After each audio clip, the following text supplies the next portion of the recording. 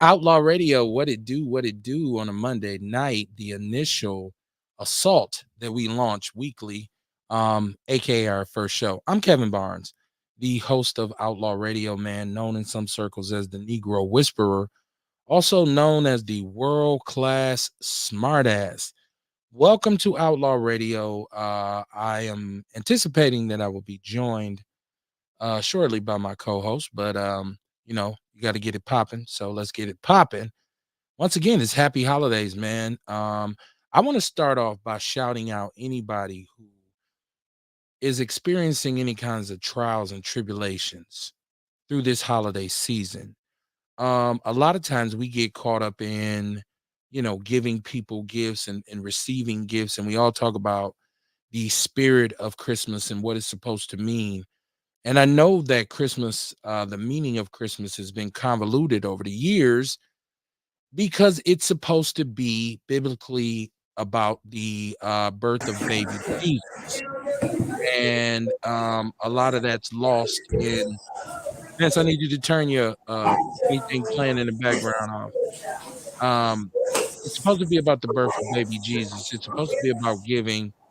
And over the years, consumerism in America dictates Um, it's about cards and Santa Claus, a fat white man who'll slide down your chimney and flying reindeer and all these kinds of things. But it's really just about the spirit of giving, right? So whatever you believe religiously or biblically in terms of what Christmas is supposed to be, I want to shout out to people that are going through something, people who are challenged, people who have lost something. I know the holidays for me changed a long time ago because I lost my mom a couple days after Christmas back in 2006. So for a long time to me, the holiday season wasn't like it was for everybody else. But I want to shout out everybody who's going through something. You're not forgotten. Hopefully you have a support system. Hopefully you have some people who can support you. Um and if not, man, pray for better things to come and anticipate that they will come. I always say, pray to be prepared, not to receive. Pray to be prepared for whatever gift, whatever blessing it is that you want. Don't pray for just that. Don't say, give me a new car. Pray for the ability to pay a note on a new car or get your credit up to get a new car. So it's about that, man. It's the holidays. Christmas was just Saturday. I'm saying sorry, Sunday, which was yesterday. It's a holiday show. Welcome to the show. Share the show, share the show. Justice for Denari. Mr. Carter was popping with you, brother.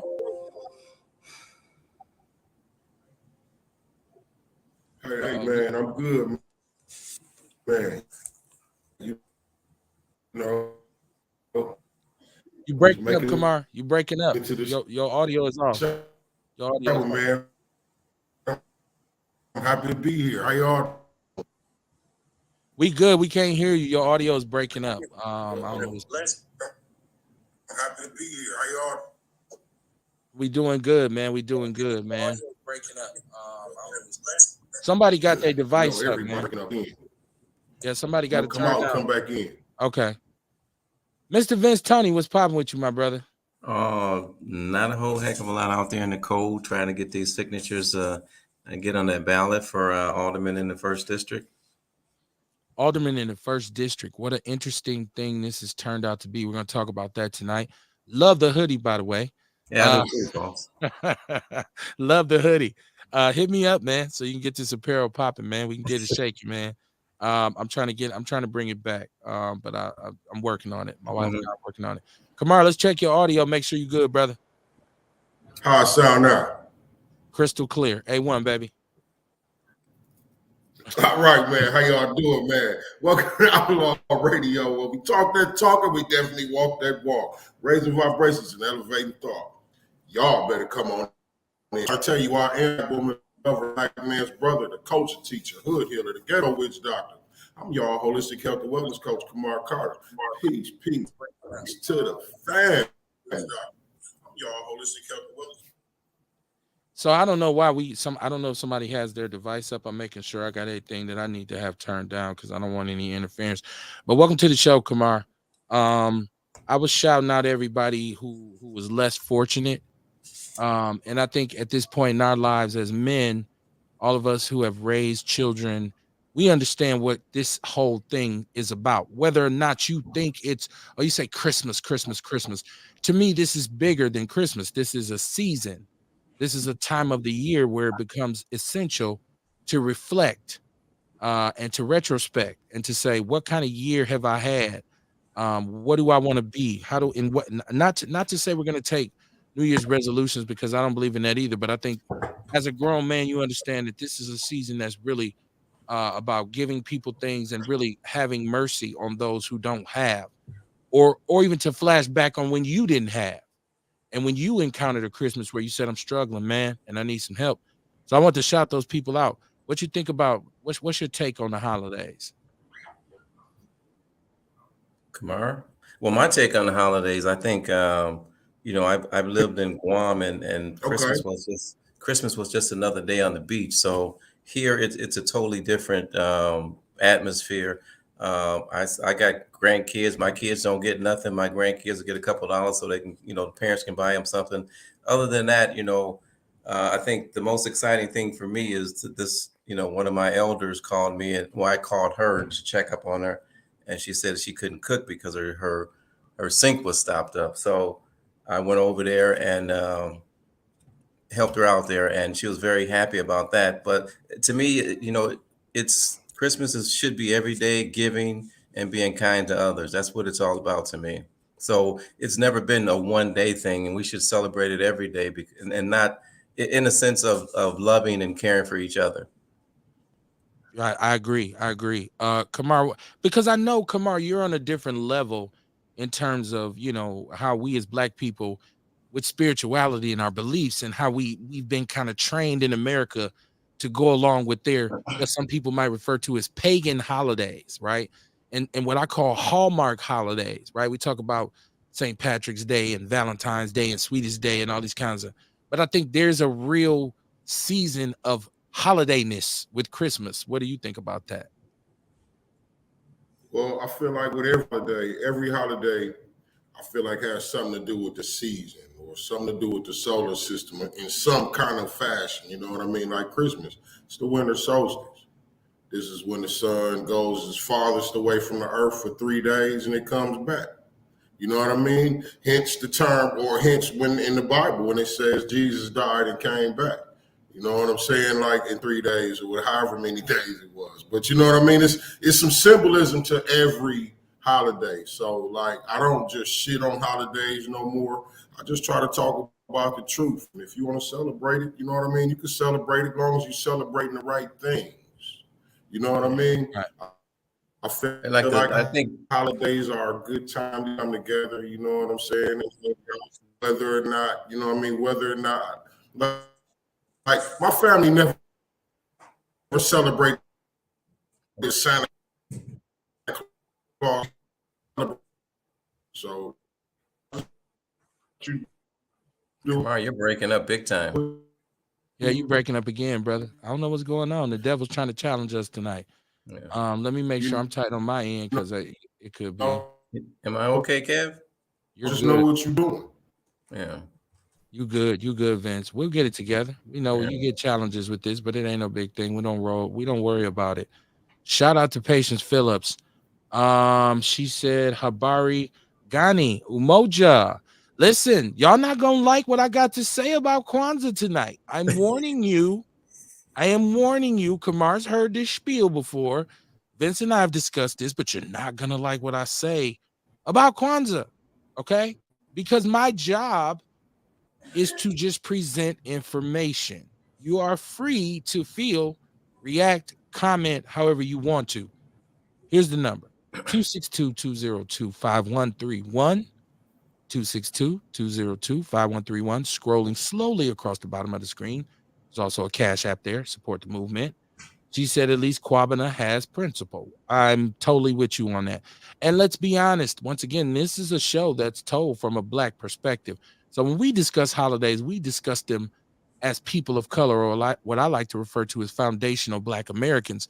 We discuss them from that perspective, right? With whatever new understanding that we've gained with our newly found access to information. And I say newly found because for so long they kept us down as people of color by keeping us ignorant and not allowing us to have access to the real information, which is why you see now so many movements to kind of discredit the truth. You see people critical of CRT, critical race theory. The 1619 project has a docu series coming out gratefully, because it is absolutely the retelling of history the way it should be, not with those watered down truth by numbers books that we grew up on. We were indoctrinated, we were programmed. And so I have to tell the truth. I have to tell the truth about this. And I want to talk about Kwanzaa, and the principles of Kwanzaa are very, very idealistic. And they make a lot of sense. And there's some actual fact in terms of Swahili, the Swahili language being utilized in Kwanzaa. Okay. So here's the deal. Kwanzaa was created by Maluna Mbezita Karenga, born Ronald McKinley in the United States, previously known as Ron Karenga, an American activist, author, and professor of African studies, best known as the creator of the Pan-African and African American holiday of Kwanzaa. Okay. And we talk about who he was. He was an individual who was very active in the 60s in the Black Power movement. He joined CORE. And a lot of people, if you don't know this history, pull up a seat, get a piece of paper and take notes. CORE was a militant, uh, progressive black movement in the early 60s, the Congress of Racial Equality. And he had also been involved with SNCC, the Student Nonviolent Coordinating Committee. He and his friend Hakeem Jamal got together and formed the US organization. The US organization was involved in direct violent clashes with the original Black Panther Party established by Huey P. Newton and Bobby Seale. There is a realistic conversation of this brother being a government informant, working with the government to try and discredit the Panthers. There's the murder of Bunchy Carter and some other brothers at I believe the UCLA campus in the early 60s. And there was government involvement in this. And this was absolutely something that was done to discredit the momentum that the Panthers had built up and their effect on what was going on in the country. You move from there, we go to 1971 when he was convicted of felony assault, torture, and false imprisonment of women, right? He was imprisoned at that point in 1971. He's released in 1975. He had created Kwanzaa in 1966, right? He created this. And he's admitted that he designed this purposefully and intentionally to take advantage financially of a situation in a community. He's admitted that he had the idea for this and it could have been applicable to any time of the year, but he intentionally put it at Christmas because he knew Black people would spend money and he could make money and it could be a money maker. Whether or not you think that's relevant, that's on you. I'm just going to tell you the truth about who Karanga was. Once again, you all talking about ops and snitches and rats and this and that. Here's a brother who has admitted and it's documented that he was a government conspirator. He was what you call an agent, right? And he was also found guilty and he has admitted of torture and rape of Black women. That doesn't mean what he created has no validity. I just want you to know when you running around talking about Kwanzaa, Umoja, and Ukakakabuba, and Bukakakakuka, know who invented it. At least know what you're celebrating. Don't be out spitting those principles. And somebody said, "Do you know who Karanga was?" And they say, "No, who that?" Right? Just want people to know. Just want people to know.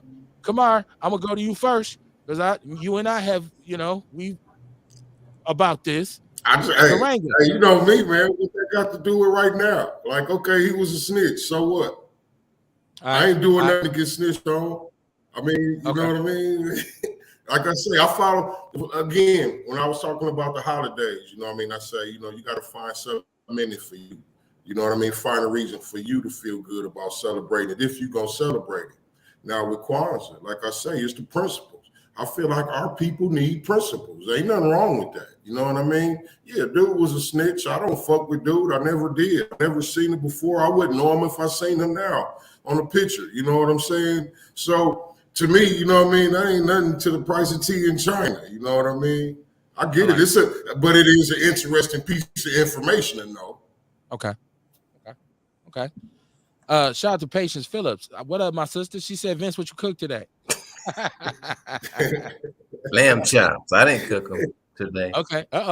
Vincent, I got served, baby. It's Christmas. What it do? Shine Moore. What it do, Shine? What up, man? Big bro, what it do? She said that doesn't devalue the principles. I hear you. Better for our children than Christmas. I would beg to differ. Sean Moore says snitches get stitches. I'm with that. Too. Vince, what you think about? Because I mean, I'm not trying to put your age out there, but that's your shit era. nobody celebrate. But I never, I left here when I was 18 years old for the military, so I didn't get into all of that stuff, Kev. I was over on an island, chilling on the beach, taking it easy, eating a steak. So, Bernie's Beach at the home of the famous steak. Okay. And wet t-shirt contest. There you go. Happy Kwanzaa, Vince. Happy Kwanzaa. But no, once again, I believe in understanding. And I'm not saying that it takes away. And shout out to all my people out there who are really enjoying this holiday. I just merely want you to be informed. Remember, we say all the time on Outlaw Radio, we're not here to tell you what to think. We're just here to tell you what to think. I mean, not what to think, but just to think. I'm sorry, I messed that up. But listen, if this leads somebody to say, what Kev talking about? Let me challenge him on this. Let me go and see who Karanga was. Jump down the rabbit hole. Right? It'll lead you to some enlightenment. You're going to go find information. You're going to say, what the for real? When you learn about us and their opposition to the Black Panthers, when you learn about how J. Edgar Hoover and the Alphabet Boys, the original Alphabet Boys, FBI, or the original LBGTQ, because we know J. Edgar Hoover was a feather in Clyde Tolson's cap, if you will. If you know, you know. It is what it is. But so it's all engineered kind of understanding. Listen, shout out to the principles of Kwanzaa. I don't do them. Right? I don't do them at all. Some people disagree with my belief in the biblical relevance of Christmas. That it is what it is. People say, well, Kev, let me tell you who King James was, who wrote the Bible. Okay, well, let's talk about that too. I'm willing to talk about any and every angle. I'm not just one-sided, right? I think, Kev, one thing about, I think the Kwanzaa, the principles, I think, I had a conversation with somebody today about it because they were talking about it on the news. But I think it's, the principles, we just talk about them one day a year for the most part, or 1 week. But how about instilling those principles more often, not just a certain time of the year, and have that embedded in the community, because the principles are good. Right. And that's what kind of makes it flimsy to me as well. If it was really that solid, why don't we have a real agenda to push these principles? Because we can say them during Christmas every day. Right. It's Mama said, Mama said, I'm not cool. Like some people in the community do. I feel like some people in the community do that. Okay. Shout out to them. Yeah, but what about? I mean, when we look at the situation in the community, something that's supposed to be as positive as it's supposed to be, why don't we push that like daily and try to get it to reach as many people as possible? So I never hear about Kwanzaa until this time of the year. Okay. How often do we talk about peace? How often do we talk about unity? How often, you know what I'm saying? How often do we talk about helping each other? How often? I mean, we do it. It's just that we can't speak for those that won't. You dig what I'm saying? It is some people in the community, you know what I mean, that's really working towards this demonstration. Okay. So in other words, the principles are being taught without having to broadcast them, because there's words that are being used to support whatever someone's doing. So unity, togetherness, or whatever the case may be. So we really don't need the Kwanzaa put in front of it, because it's happening anyway. Yeah, I like how I like how white people play with our intellect though, and come on and say an important African American holiday. The fuck out of here. First of all, African American, my ass. Rail, what it do? Happy Kwanzaa, my brother. Same to y'all, man. I'm What's up, good, Rail? man. Hey, how y'all doing? I forgot it was Monday, man. I don't know why I'm thinking it's Sunday. I'm chilling, feet all up. And then cause I ain't been on You must social be playing media. with some toys. Right. Man, my lady had just pulled some sweet potato pie out the oven, so I was Eating. scooping some ice cream and shit. And then I got on Facebook to see what was good and seen the podcast. I said, "Dog, it is Monday, ain't it?" Yeah, so I put the pie away and came on and hopped on. Yeah, right. Allegedly, Rail, you got a crumb right here, boss. He said he got Oh, no, he fucking with you. He fucking with you. It might be within the beard and stuff. Yeah. Allegedly, Karanga was a snitch. So happy Kwanzaa. Allegedly, Karanga was an assaulter of women. Happy Kwanzaa, right? Umojo, right? Mama say, Mama sa, Mama husa, right? It's all that type of shit. Patient says research Saint Nicholas and its German origins. Yes, you know what? I like that. I like that. Challenge me to research something. Right. Kamar said, "Well, goddamn it." You know what I'm saying? I just remember I'm not we were upset. I'm not finna, you know what I mean? I just remember we was upset about the woman king, and we were questioning the validity and the lies and all this. And Kamar got mad and said, "Oh, God damn it, what can I watch? It's all bad. I'm like, turn the goddamn TV off. I can't watch the movie. Everything's fucked up. I mean, you know what I mean? What we gonna do every day? Come on here and debate about what's fucked up, or are we gonna come on here and talk about something live? Talk about the bright side and shit.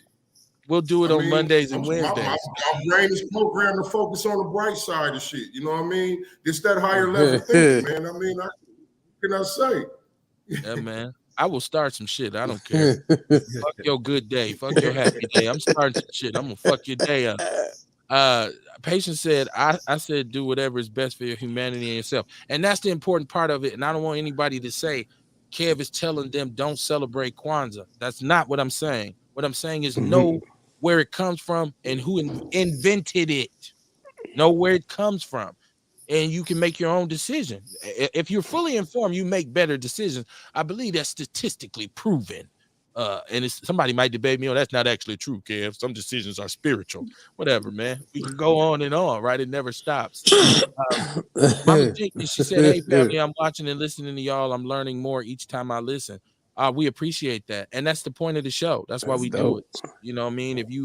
If you didn't know about something or you hadn't heard something before and you hear it on here, what I would tell you is don't take our opinion or what we say and run with it. Go research it. That's why they got Google. That's why they have libraries where they have these things called books that people have forgotten about because everything is internet. Thank God for Atkinson Library because that's where I learned to read at. And I went in there and I had to do the Dewey Decimal System. There wasn't no Google back then. So, and I did that because my mother handed me information and said, "You think I'm lying? Go down there to that library." And I did because I wanted to tell my mom he's lying. I never was able to. They said the Bible don't support the story of Christmas. You know what? Just I'm gonna talk about this tonight too. Go ahead, Rail. Go ahead, Rail. Well, okay. I'm late, but what it sounds like y'all talking about, everything has a fucked up beginning because you got to understand we're not given anything with good intentions. Everything we're given by the system that is in place is to either exploit or to subject and oppress. So even with even the holidays, you know what I'm saying? Like every holiday comes from some shit where at the time the Vatican was, instead of Caesar conquering things and making them pay tribute to Caesar, they now under the guise of Christianity converted people and had them pay tithes to the Vatican till this day.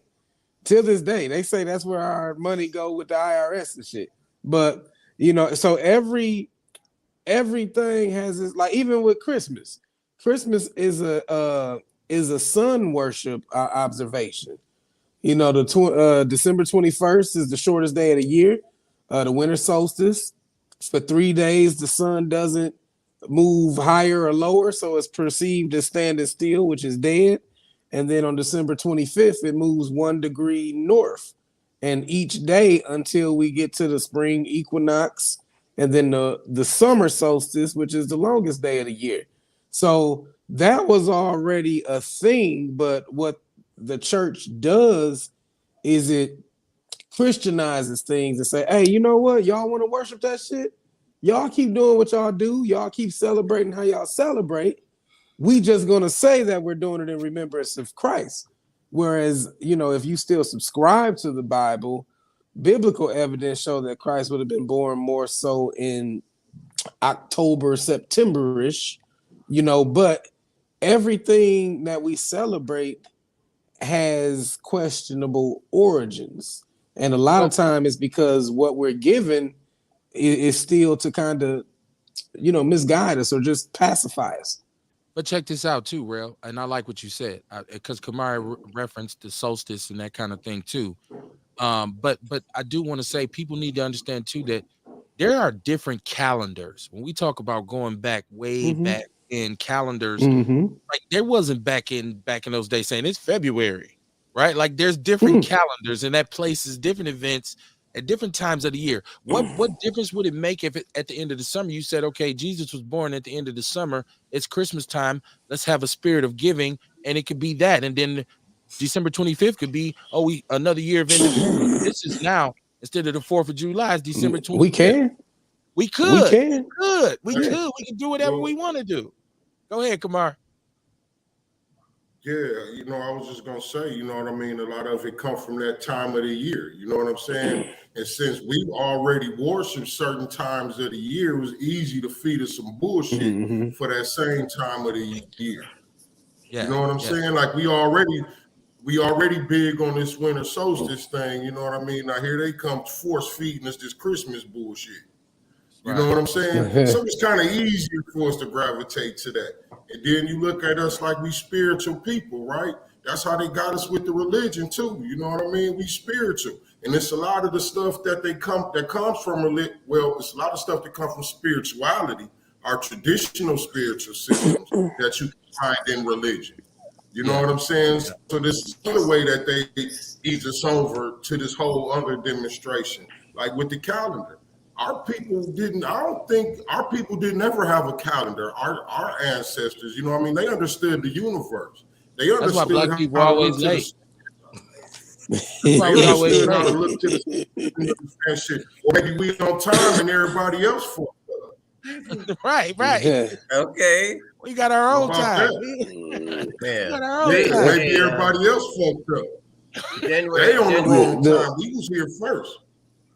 The majority of the world actually observed more so of a lunar-based calendar back in the day before like the Gregorian calendar, right. So I mean the lunar calendar has 28 days per month. You know what I'm saying? So it ain't gotta have leap years and all that crazy shit because it goes based upon the moon. And a lot of festivals, like you said, they correlated with the moon, like Easter. Easter is the Sunday after the first full moon of spring or some shit like that. That's why even with Easter, sometimes it's in March, sometimes it's in April. Spring, because it equinox. Right, it correlates with that, and we're not told that. We're just told, hey, this year Easter falls on this Sunday or this Sunday. But yeah, most of the things like before clocks, before calendars. What we set because time doesn't exist. Time is an illusion. It's only distance. How many rotations, around the sun, that's distance. But we set it to time, which is an illusion. But before we had clocks and calendars, we observed the cosmos. That's how we knew what time of season it was and shit like that. Yeah. And you have already learned more in the first 20 minutes of this show than you'll ever learn listening to WNOV. I just want to get that there. Right. Hey, Kev, I like the December 25th is the longest day of the year, and it's starting getting shorter, so days are getting longer. It's closer that I can play golf. So I love Christmas. Right. Now I'm getting ready to play golf in a minute. and I can stay in my garage Man, longer right. doing what I do. Right? Yeah, I It's can just, come over to the Snatch garage. It's is too cold everything. today. Snatch. it ain't even dark yet. It's 11 o'clock. Who cares? Patient said the principles are followed out through the year by some. I brought the idea of principles to my daughter's school, teach the children the principles and how to follow them. My only problem with that is if we just spot teach our children, because we'll say Kwanzaa, and we'll say Swahili, and kids will say, well, okay, what is that? So year round, we should be teaching them that there's a situation where there is some connection from us as foundational Black Americans to the continent of Africa. It has been squandered. It has been watered down. It's been convoluted over the years to the point where we really don't really have an understanding of what it really is. We could say, I sent my shit to ancestry.com, then they sold they shit to Blackstone. So guess who owns your DNA right now? Silly ass boy. I'm just telling you, welcome to Outlaw Radio. Merry Kwanzaa. And shout Hey, out to I you, posted Patience. a video today. Oh, my bad. No, I just want to say shout out to Patience for being that individual who will take it to the children and say, Right. you know what, I want to make sure these children, because as a parent, you do have a right to inject into the curriculum. And a lot of parents don't do that. So I'm not demeaning her efforts. I'm just saying, as a former school teacher, I looked at our curriculum and I said, what about this is Afrocentric? What about this is beneficial to us as people of color? And I have a lot of questions, and I had a lot of questions to this day. So shout out to her. Let me catch the chat room up. Sean Moore said, "Oh, bougie ass." I don't know who he was talking about. I hope he wasn't talking about me. He said Alamo. I don't know what Sean's talking about right now. Sean, you got the number. She said, "Who is Santa?" Right? Who is Santa? Right? That's the most bullshit concept ever He was created. based off of A child the molester, Norse wasn't he? god Odin. Well, Okay. so people say Santa Claus is based off of Odin, the Norse mythological Norse god. father. And then yeah, right. Then it became Saint Nick. But now people are wondering if Saint Nick was even real, where they say he was some kind of minister going door to door leaving shit. But in Norway, they do still celebrate Saint Nick and his black elf, who is Zwarte Piet, Black Peter. And if you look it up, it's a bunch of white people in blackface every Christmas. Yes, with absolutely. Saint Nick. Right. Type shit. But Yes, I've seen that. Yep. But that's Black Peter. He was the Moorish slave of Saint Nicholas, who became what is the word? Missionary himself, type shit. Right.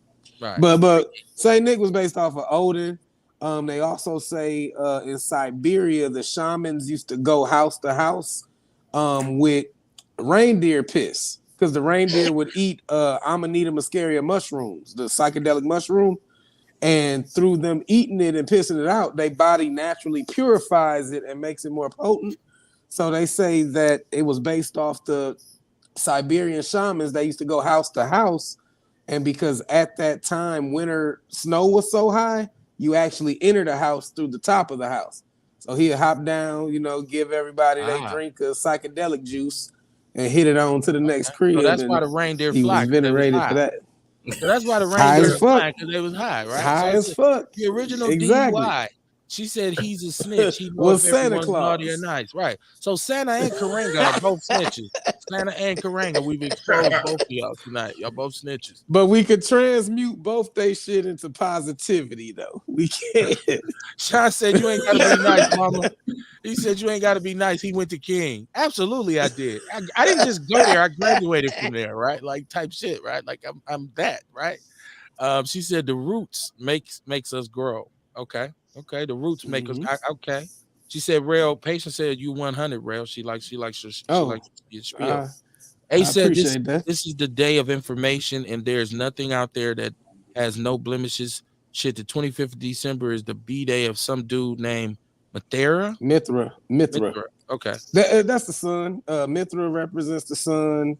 Horus represents the sun. These are all people who are supposedly born on December 25th, because the sun moves a degree north on the 25th. Horus is the son of Ra. Oh, wow. Yep. Okay. Well, I represent Capital, and I'm the son of Ida. Welcome to Outlaw Radio, man. Yeah. It's popping, man. It's popping tonight. Patient said the story of Jesus is found in many different cultures and religions, just under different names and subtle variations and stories. Horse would have also been the equivalent to Jesus. Okay. Right, Okay. it's the son of God who has been The son of the reborn. God. The son of Right. God who was born to save man. If the son don't come up, we fucked up. So that's it's all Now cosmologic dig this. mythology. To Hey, yeah, the sun, our ancestors looked at the sun as like the sustainer of the earth, right? it That's why is. Shit. so they called it Ra. Ra is also what they call I'm gonna say Cometians, the Cometian ancestors that we had. They also called our soul in totality. Ra was the term for it also, right? Your soul and the son, both of them. Like you are the son, you are the child, you are that. Like, you know what I mean? Ra, you are horse, you are Jesus. Like, you know what I'm saying? Like, this shit is simple, but we making it hard. You dig what Right. I'm saying? Right. You say you the child of God, right? Well, That's what you say. it was convoluted to keep us Life is captive. easy, man. We make this shit if hard.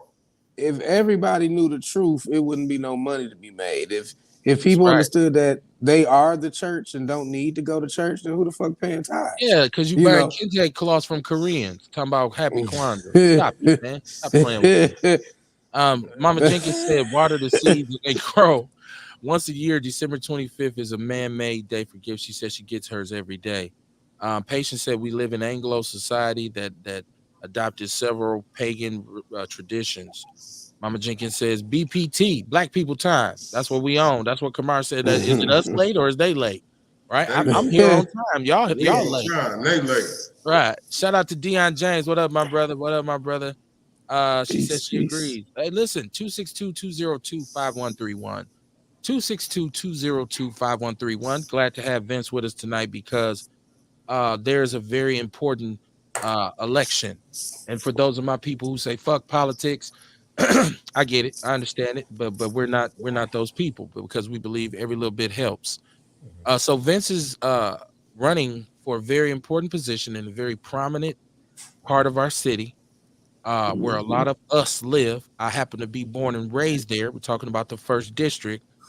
Vince, where are you at in terms of this election? Signatures? You getting signatures? Yeah, Where we? I'm out getting signatures. I've got enough, but I'm going to get more because actually the beauty of it, knocking on the door and talking to people, see exactly where they are and what they understand and what they want. So the first thing is that they're a little disappointed that Ashanti left without giving a big announcement. Some people knew, some people don't. Most of them didn't know, but the word is that from some of them, he wasn't doing anything anyway. So my thing is talk. Oh, did he freeze on us? I think Vince flip phone went out. He'll be back in. And we'll continue the conversation about the first district. But also, I wanted to add this too to what we were just discussing. I understand that at one point the white man came up with an edited, watered down, abridged version of what he called the Bible. I seen one of my brothers say they should have called it How to Be a Slave 101. It was the slave manual. They've admitted that there's a slave Bible. So I want people to understand, anytime we say biblical, we're not running with the Bible like Bible thumpers. I'm a PK. My father was a preacher. I'm a preacher's kid. So I was reared on this information. So anytime I I used reference to that, preach. I talk right. So we are on the same boat, right? So we talk about it with the understanding that we have of it now, not necessarily being an instruction book for our lives. Go ahead, Vince. You was cut off. You were talking about how the people in the community felt about Ashanti leaving. Yeah, that and then the letter that I had written to the other candidates to say, February 21st, or they're going to dwindle. There are 11 people that are running for alderman in the district. They are Frederick Coleman, Annetta Jackson, Sandra Bailey, Andrea Pratt, Tanita Green Jackson, Marshall Martin, Jermaine or Jasmine Tyler, myself, Rodney Campbell, James Ingram, and David Bowen. So out of the 11 people that are running at the on February 21st, they're going to dwindle it down to 2 people. April 4th, then they're going to, elect me as the new alder person. And what I've asked them to do is say, hey, the 10 people that are left over to form a committee, and the committee, so this doesn't happen again, that you don't have an alderman that's in your community that nobody knows what the heck he's doing. This committee is going to be like the watchdog for the constituents and keep them informed as to what's going on in the community. And if an alder person is leaving, then everybody will know what's going on. So right now, I think I've heard back from one person, and I said, I opened my door at my house. We can meet at my house, whatever. At some point in time, we have to start meeting and talking to each other. And there's nothing to really debate about what's going on in this city. It is what it is. We see the education, the crime, and everything that's going on in the city. So it's just sitting down and having a discussion and brainstorming to see what we can come up with together versus this being against each other. So I'm trying to bring people together for one cause, and that's to be able to have a better quality of life. And I have to focus on garden homes, but hopefully, in office, this will spread out to some of the other alder persons. And the fact of the matter is that people should understand that we are the alder people, or the watchdog, or the mayor. So we have to keep them informed as to what this mayor is trying to do and what he's doing and some of the programs he have in place, and say, hey, do we want this to happen? So people got to have a voice. Right now, we don't have a voice because people don't care in this city right now. Okay, and I want to say this too. I think because we talk about politics, and traditionally, our understanding is, it's a competition. You run, I'm trying to win. Obviously, you're trying to win, but I think your idea was more of a collective political approach to say, okay, we're all in it. Run. I understand we're all running on our own merits, but let's have an understanding as a group so that whoever wins, we can all still communicate and do what's best for the community. Exactly. And so I know you tried to get a bunch of people together here on Outlaw Radio, and I think a lot of people kind of looked at it like what they want to put me on blast. Like, first of all, you got to understand, if you come on this show, I don't care who you are, where you from, what you represent, you're never going to get ambushed. I'm not a setup. I'm not a person who will set you up. As a matter of fact, I believe my track record shows that I brought people on here who we could have really chopped down because of my information, and I refused to do Some it. of our favorite politicians, we could have chopped them down. Could have went at them.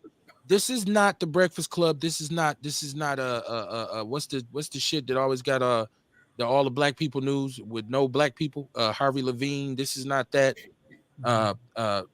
This is real live black people conversation and information. So if you want to come on here and represent, you will be heard.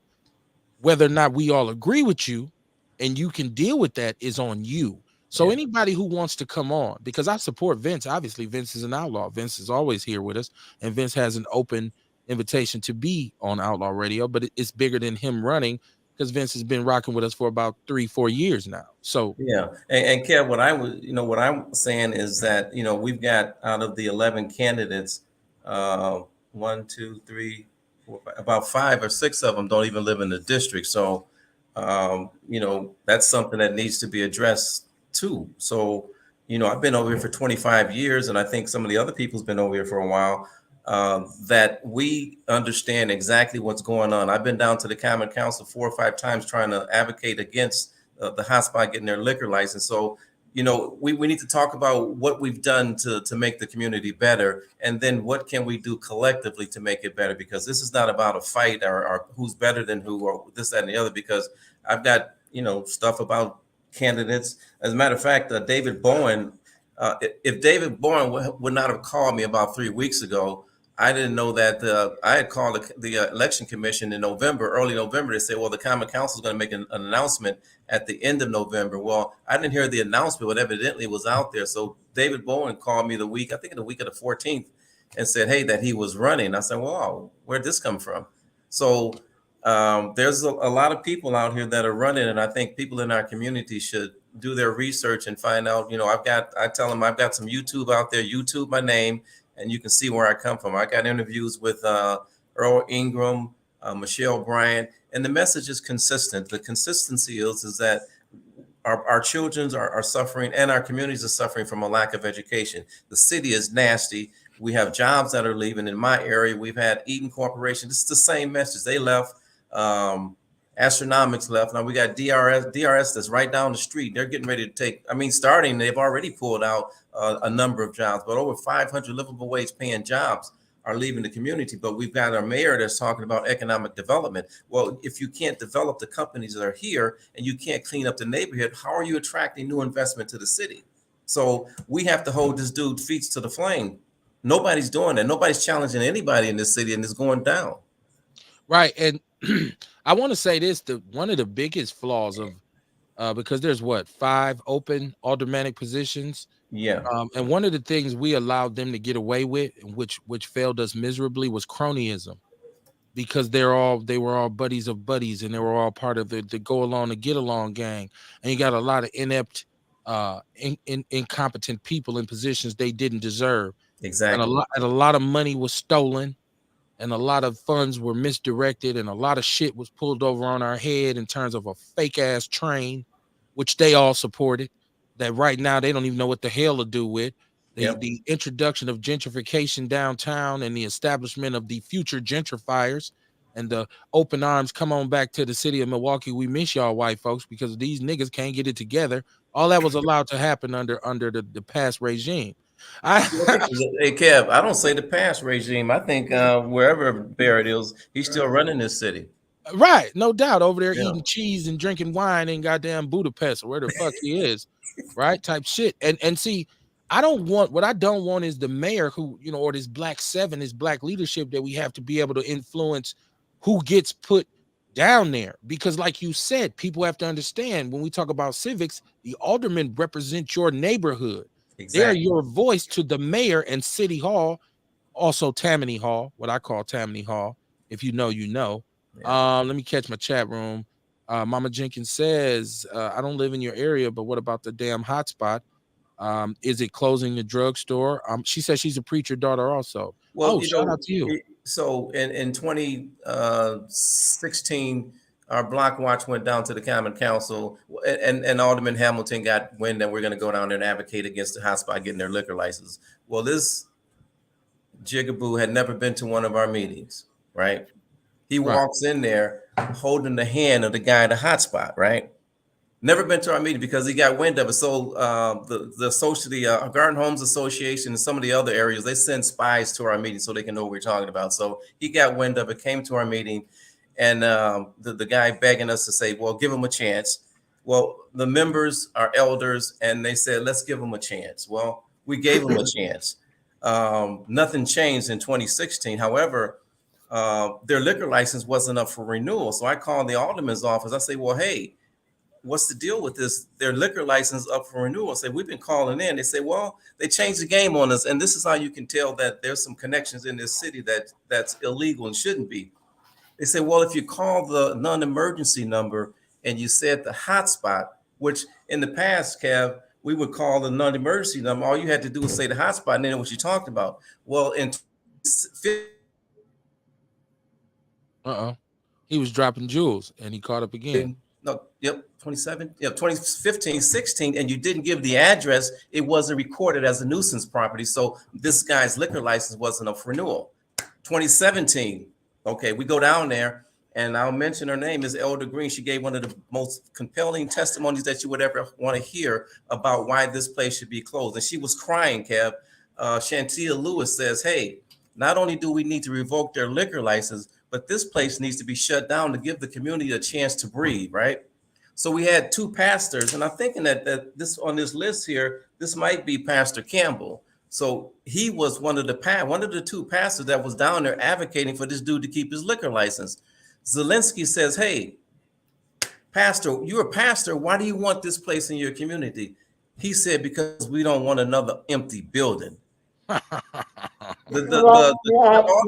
person said, Zelensky said to him, I would rather have an empty building than what you guys have there, right?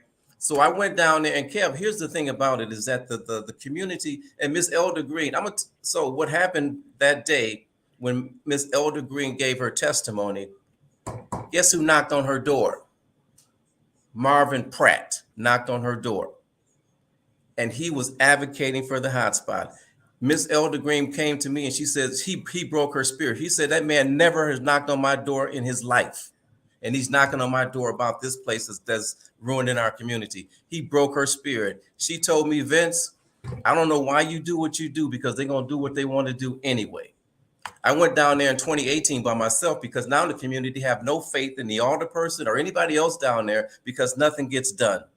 And the Alderman Hamilton told the licensing committee that I have a personal vendetta against the guy at the hotspot. I said, no, I don't have nothing against the guy at the hotspot. I do have a problem with him living in Franklin and coming over here poisoning our people. That's my problem. Well, you And know what? When we talk about this hotspot, what really makes me upset is this dude is so protected, because we just had Sean Moore on here talking about how this dude was basically able to get him removed from the community and work with the powers that be to establish an agenda against him. Now we're talking about people who are protecting black politicians saying, oh, this black man has a personal agenda against an Arab interloper in our community. We should stand up and defend the Arab. That's the dumbest shit I've ever heard. Not to cut you off, I know, but well, he did it. He did it a couple times. I mean, this is front of the Common Council, and it's not one monkey of those shit. people said a damn word about it. Well, good riddance to all of those Yeah, people who and left. this tells you about the leadership in Milwaukee. Why would if I'm a CEO and virtually the mayor is like a CEO of a city. If I'm a CEO, I want the best possible people in every position that I hire for.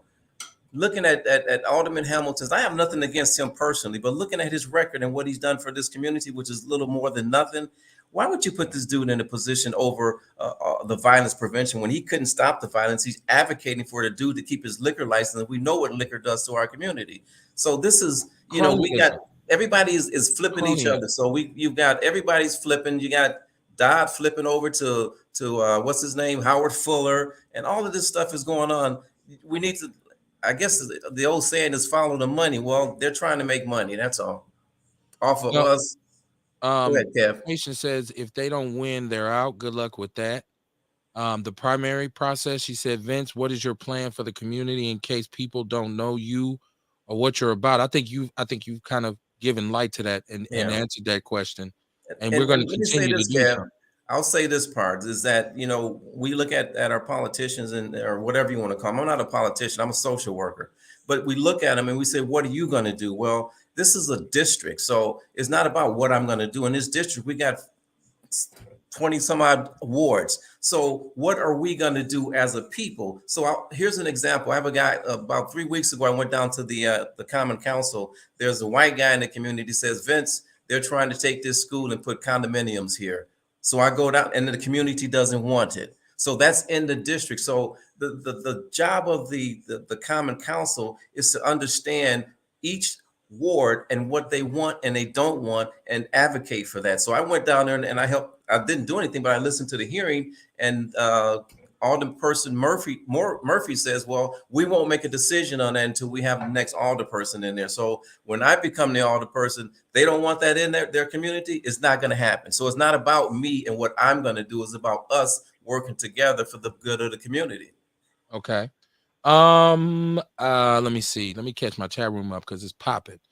Sean Moore said Mr. Bowen won't contact me. Mama Jenkins says speak truth. Sean Moore said it's not Baird. This city is still under the Meyer-Breyer era. See, a lot of people don't understand that a lot of what's established in Milwaukee was based on the long-term incumbency of Mayor Meyer and Police Chief Harold Breyer, who was also known as the Bull Connor of the North, and unjustifiably received so much recognition for the civil unrest in Milwaukee. And I believe in 1967 they brought the National Guard in and they quieted their Negroes.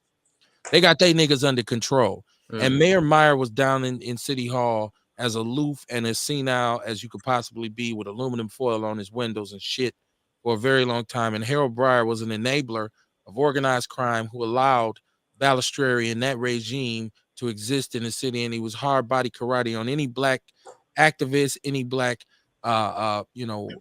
grassroots movements. If you really want to do some research about Milwaukee, go and research the Milwaukee Five, I believe it is, in which in the late 70s, 5 young brothers were sent away for a plot to kill Milwaukee police officers because of the egregious abuse of the Milwaukee Police Department on the backs of black people. As a matter of fact, prior to Ernest Lacy and after Daniel Bell, in the 70s, at one point, the federal government came in and had to do an investigation because the Milwaukee Police Department at that point had shot and killed more black men, more black people in the community than any other police department, right? They were on par with the Watts, with the Los Angeles police departments. There's cases in the 70s of the police busing in the wrong apartment, shooting a black man and murdering him and getting away with it, right? So historically, Milwaukee is established on a racist power structure, and it is the result of Harold Breyer and Mayor Meyer. So you're entirely right with that. But I do believe Norquist came in because there had to be an adjustment made, and Norquist kind of steered this city towards a more corporate structure and say, no, we got to get more corporate. We got to bring more business in. Norquist understood that the suburbs would not remain the suburbs. He knew that they no longer wanted to be isolated in those little small seedy communities. So he knew that gentrification would come.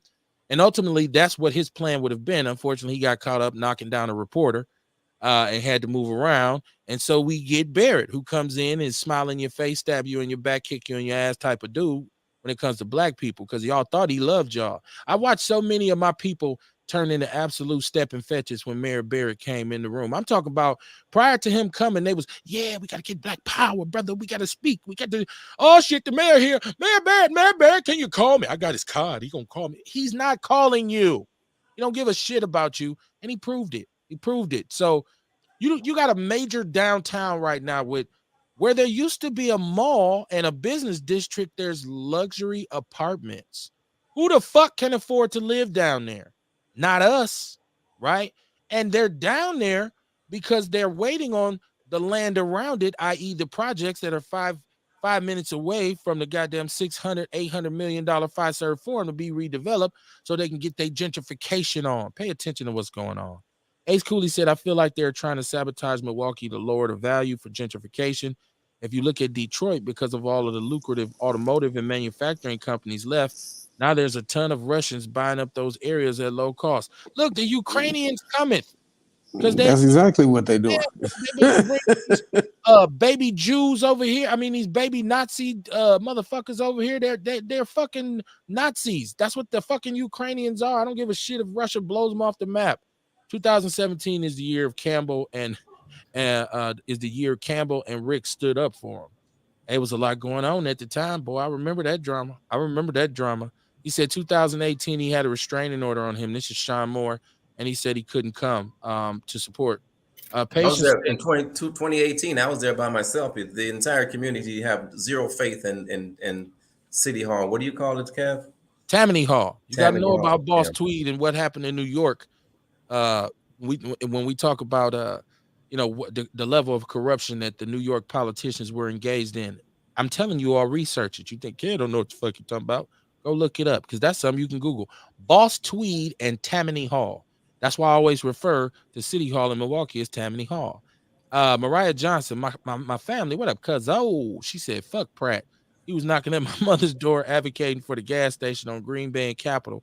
Soon after 2 shootings where young black men were murdered and they still open 24 hours a day. Absolutely. See, that's what I'm saying. Smile in your face all the time. They want to sell your place to some white people. Kev, I actually ran for alderman in 2020 and I knocked on Marvin Pratt's door and I asked him for his endorsement. He said he couldn't endorse me because his daughter was working for Ashanti. And now she's running for alderman. Yeah. She said, I've been watching those rogue ass cops in that area for a long time. Mama Jenkins said, teach these people. It just so happened that I have access to the information and I don't mind because I'm not saying anything that you can't find. I'm not making accusations. I'm telling the truth. Patient said, Vince, if there are black gatekeepers, how do you plan to do constructive work that may conflict with the agenda? And I've asked you about this, Vince, because you have to navigate those. Anybody who's running right now. First of all, let me say this. The Democrats who play games with us all the time, the working party family, the Working Family Party, Nation Consulting, the Choice School, these lobbyists, they're going to pull strings. They're going to kick some dollars for their chosen one to be in place. They're going to want whoever represents the Democratic Party to be the darling of the. And I've asked you, you get down there, you start kicking up dust, it's ostracize and isolate. So I would agree with Patience. How do you plan on navigating these relationships? So be it. So I'm the alderman for this district. I have constituents here. When they say what they need and what they want, that's what I advocate for. If it's not on the table, we know that everything's on the table, that there's negotiation. So we have to negotiate. I've got a BA in business, so I understand the bullshit too. So we have to come to the table and we have to say, here's what's good for me and my people in this district, period. I don't give a shit about the rest of it. We got to start diverting some of this money downtown. If it doesn't, when are we going to get some of this money and do something in our community? When are we going to get some livable wage paying jobs? How do we attract new business and new investment in this district? That's all that I'm looking for. Now, the mayor should be off the chair in other cities and other states and other countries and see what the new deal is and say, how do we bring some of this stuff to Milwaukee? And when you start bringing new businesses, new investment in Milwaukee, we want some of that in our community. We've got a company that's leaving here, moving to Menominee Falls, taking 500 jobs with them. Nobody's talking about that. We're going to talk about those kind of things because those are livable wage paying jobs that can sort tax paying people and support the community. That's gone. And also let us know who the bug dancers are. Oh, So I'm gonna let you know everything. On blast. If somebody's down there trying to play you, it's well, Vince, it's just not the way things are done. We gonna call their name. I think we already know who the buck dancers are. They all in office right now. Yep, we already know. Well, there's some who left, right? They were replaced with the same shit, Kev. Right, type shit. Patience said, I'm history. They created demand with fear. I think you mean in history. I hope you ain't mean like I'm history, like you. I'm done with Outlaw Radio. Fuck y'all. She said they created demand with fear. They are letting criminals out while trying to gentrify. White folks are going to demand stricter laws. These black folks will have the book thrown at them again. Supply and demand. Absolutely agree. Sean Moore says, you willing to speak with me about those rogue ass cops? Hey man, Sean, you got an open invitation just like Vince. Sean's an outlaw too. Yeah. And shout out to Sean because that show when Sean came on here and told his story is still doing incredible numbers. So people are really hearing and recognizing that story. She said, Vince, do you have plans to move into other facets of government or just alderman? Alderman. To me, I don't want to do anything at the macro level.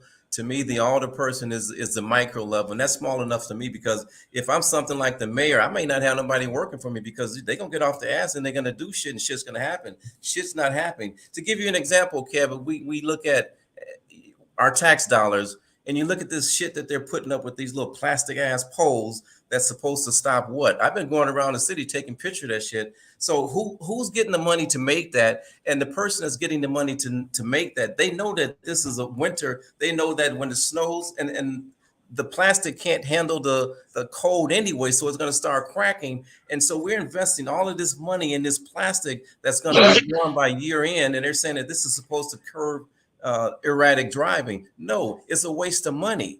And my property taxes are going up, and you sitting out here in the street that's going to be torn up, and it's not stopping anybody from slowing down from nothing or nowhere. It's just a waste of money, and nobody's being held accountable for that. It's ridiculous. I mean, go downtown and look at all that plastic that they got sitting down there, and it's tearing up.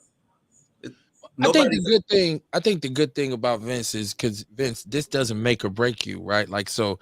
It's really not. I'm sure the check comes into play, but it's not. But I mean, you straight, right? Like I'm retired right now, you know. Right. Yeah, so it's all good. Yeah, so you don't got to be an ambulance chaser. Well, I never was. I don't go along to get along with none of it. The truth is the truth, and I think one of the concerns that I have in Milwaukee is that I'm kind of sort of blocked because I speak my mind. Brothers don't want to talk to me, but I don't want to give a shit because that's why Milwaukee is so fucked up because people don't want to talk to each other.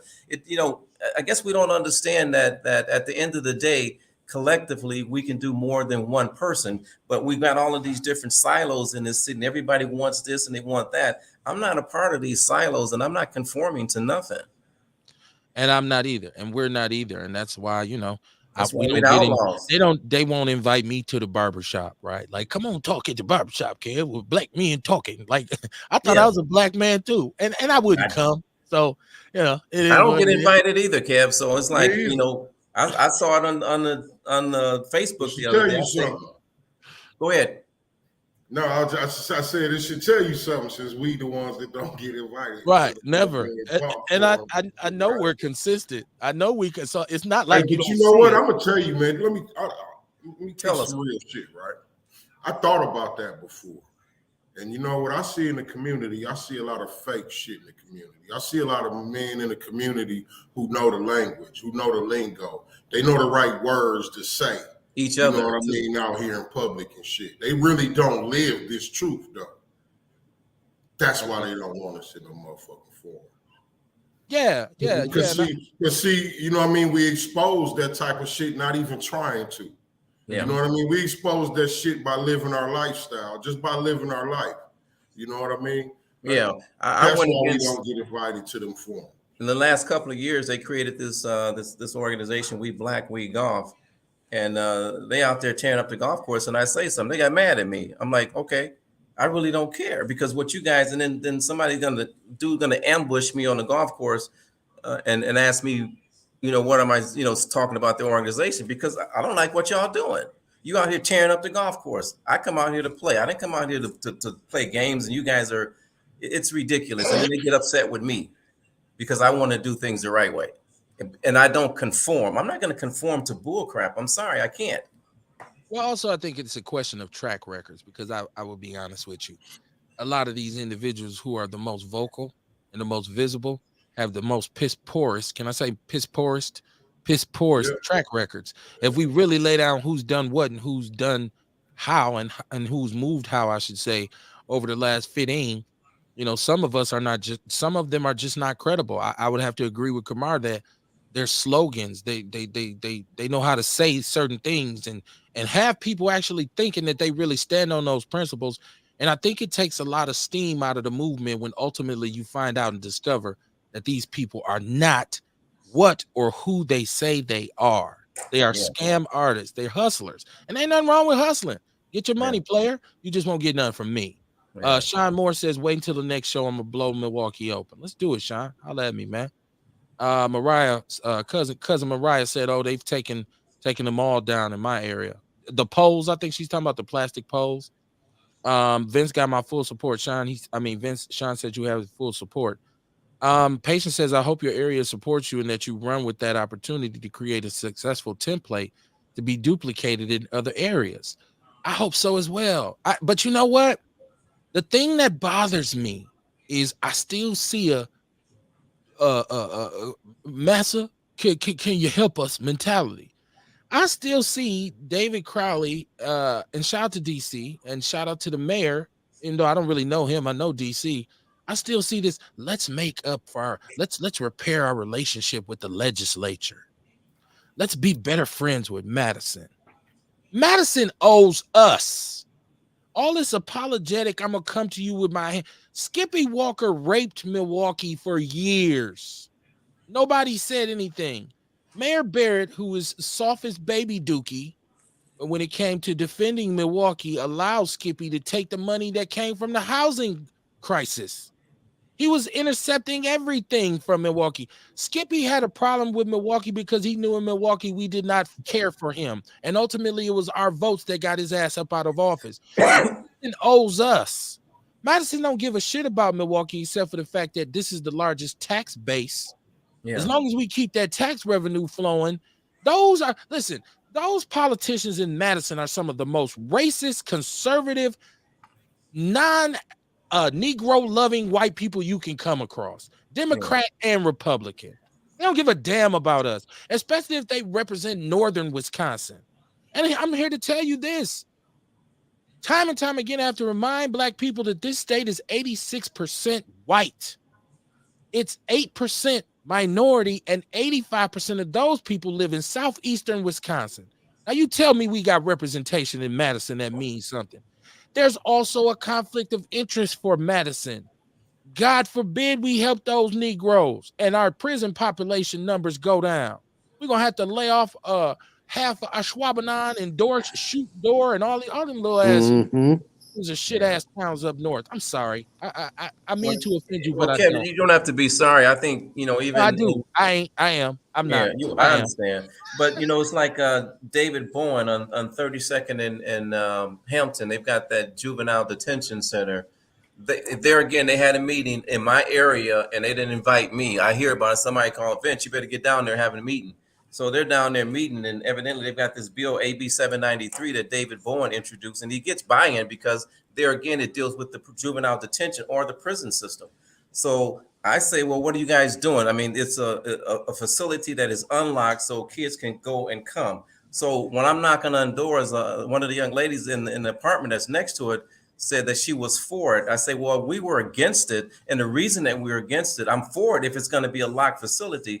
But I'm also they should find a place, the right place in Milwaukee to build that facility. It shouldn't be in the pastor's building where they're getting $3.6 million for 24 kids a year. And like I said, the thing that pissed me off is a mother that I'm mentoring her kid, her 10-year-old. He's 11-year-old now. She couldn't do anything with him, so they put him there. I'm driving down Hampton and I see him walking down the street. Well, naturally, he's not going to get in the car with me. But soon after that, he's at the relative's house in a stolen car. He's only 10 years old. And we got this facility in our community that's not locked, and you're supposed to be disciplining these boys. But you put them in this facility in the open door policy. They can come and go as they please. That's what we didn't want. Right. And I'm all for bringing those. Listen, if it's good enough for white people up north to be able to send get jobs and send their kids to all these universities and be able to get prominent, it's good enough for us to work those jobs. And so I'm for it. But I agree with you, Vince. Let's do it the right way. Let's put it in a place that works out for the city. Yeah. And once again, we have nice guys, black people. One of our faults is we always want nice guys in office. The mayor of Milwaukee needs to be an absolute ass kicker, not an ass kisser. He should not be apologetic about anything. He should be aggressive and forward thinking, because for too long, our city has been left to shit. So all of this, well, yeah, guys, and hi, gee, golly, that ain't how the fuck we talk. Nope. That don't represent us. He need to be going to Madison saying, check this shit out. We want the bread y'all took from us. We want real investment. We want some of these conservative ass judges on this Supreme Court to be removed. Yeah, I'm talking to you. He needs to do that shit. I don't pay taxes for the mayor to be a nice guy. Come on, guys. I need a mayor to say this some bullshit. Hey, Coleman Young, whether you liked him or not in Detroit, he was straight up and down. He was an ass kicker, not an ass kisser. Coleman Young come out, cuss everybody in the media out. You gonna ask me that shit? Fuck all y'all. Press conference over. Now people say Detroit's a bad example, Kev. There's a lot of other things that work, but I'm just saying Milwaukee needs a mayor. See, we're scared. This is the thing about us. Well, Kev, I think we have boys in office. These aren't men. We don't want to offend white people. Most of us be like, yeah, but you don't want to get them white folk mad. That's our mentality. Like, no, you can't say that. Boy, you gonna piss them all off. You gonna make me lose my job. Nigga, you mopping. And you ain't gotta, I mean, come on, man. Like, we too scary with this shit. Like, I get so frustrated when they show us an affable Negro, a usable Negro. Because I swear the mayor turned into Obama 0.2 when he got elected. He did not talk like that before. He didn't. He sounded just like Obama. Elected, he was, well, we want to be. I'm like, who is this nigga? Right? Like, it was a crock of shit, man. That's why we call him Obama 0.2. Not 2.0, right? Half the height, right? Half the height of Obama. So, and Obama was just a usable, affable Negro, right? Obama, anytime you run away from Farrakhan and embrace Zionism, and this case, but you can't say you agree with Farrakhan, but you can get a go ahead on drones bombing villages with women and children. That's what Obama did, whether you want to admit it or not. He was a Zionist. He fully supported the Jewish agenda in Israel and in other places. Now, it felt good for me too to see a brother in young Jesus, my president is black, my Lambo is blue, and your wife is Asian. Listen, let's talk about something else real quick. I'm just saying, man. I see through all of the bullshit. Now I want to talk about this because this is something that I about 2 years ago, 3 years ago, and Kamar, once again, I have to use you as my reference. There was the emergence of a young lady. Uh, First of all, there was an era that was ushered in hip hop, and I'm a hip hop snob, so we're always going to talk about hip hop on the show too. There was an era that was ushered in which the lady rappers became way more aggressive in their lyrics. They became way more sexual. They became way more over the top with some of their, which was fine with me as a UGK alumni and a fan of Too Short and all this. But Megan Thee Stallion came in, and I remember we had this discussion on this show, and I said I think as far as lyrics go, I think she is pretty clever with her wordplay. But my fear at that time was I think she's gonna pigeon herself and paint herself in a corner by over sexualizing herself, because people will then after so long will not take her seriously. And when she does have something to say, they'll devalue it because all you talk about is sucky sucky sucky, right? Like, and let's not even get into playing into the stereotypes of how black women are hypersexual or whatever. But at the same time, I recognize that there's a double standard when it comes to black women or women period, and we talk about sexuality. And we've talked about this on the show about brothers, when you deal with a lot of women and you can be promiscuous, you're a player, you're a pimp, you're this and you're that, you get credit for it. But we look at a woman and say, oh, she a hoe. Or you make it, and I think women nowadays have the right to own up to their sexuality. If she says, no, I engage in multiple partners, I keep myself safe, I'm willing, I'm sexually fluid, whatever, that's fine. I think she has the ability to do that. But this whole Tory Lanez thing, right, in which people didn't believe her, a lot of people still don't. Now this brother was found guilty, even though, and it's the first case where I've seen it. They said his DNA wasn't on the gun and he had no gunpowder residue on him. And her friend did. Okay. And so he was convicted. He's facing 20 some odd years. And I see a lot of publications coming out saying, black women, we believe you. Black woman, we sorry. And all this kind of stuff. And I'm like, see, this is how they divide us. Instead of us talking about this in the correct way, which is there's some repair that needs to be made in our relationships for black men and black women. Because obviously there's a lot of alcohol, a lot of substance abuse, a lot of craziness, a lot of Hollywood bullshit involved in this whatever happened with this shooting. And so he was found guilty, and I know a lot of us were polarized by that. So I want to get our opinions on that. And we're gonna get back to talking about the city, Vince, because that's never. Hey, we needed a break on that one anyway, because you was getting hot. I know I was getting a little upset. My pressure was up, as them old folks say. My pressure all up. So what do y'all think? What do y'all think about this? And even with the whole, and like, okay, so women, like I said, I think that double standard should be removed. But during her trial, there's talk about how many people she's actually been involved with. And her boyfriend, she cried and said, I feel like I'm being judged and I'm like my whole sexual history is out here. Her boyfriend, she said he's embarrassed by it. Kind of should be. Like, you know what I mean? Well, like, shit, it's like, I don't see why hell she say everything that a motherfucker ever heard on her songs. Okay. I don't see why he should feel embarrassed. She just said it already. Okay. So you don't think he should be embarrassed? Yeah, it's back on. No. Now, do you think he was guilty, Kamar? Do you think he shot her? Well, that's the thing, right? Because see, Kev, I read somewhere where they said the other girl and him had residue on their hands. Okay. Right. So originally I was thinking it may have been like, because he also heard Megan was fucking on him, and that was her friend's boyfriend, the girl that was in there or whatever. And I was wondering, like, maybe the two chicks was arguing, and the pistol, somebody grabbed the pistol, and now, you know what I mean? Now they fighting over this pistol, and she get out the car, and pow, got popped in the foot. That's what I was thinking, something like that happened. But I just want to know what was said in court, man. Well, the testimony. That's how you figure it out. What A was lot of said in court? inconsistencies. A lot of inconsistencies, and his daddy was really funny. Like his father is just like he blaming Snap. Jay Z and he just going crazy in front of the court. And then I like the part where somebody, I think it's his other son, maybe talking, and he turns around and says, "Be quiet." Don't talk. Like, and he's the only one who gets to talk. So I thought that was funny. What you think about this, Hmm. Real? Um, you know what? I shit. I still don't really know what transpired. Like, I don't know. Did she get shot or was it glass? Did they ever say like? Cause it was. I'm not gonna judge the girl or nothing like that, but like not for her music or her sexual history or any of that shit. What I look at is the fact that she fucking lied. Like there was so many damn lies that for it took court for her to say that she was even fucking the dude.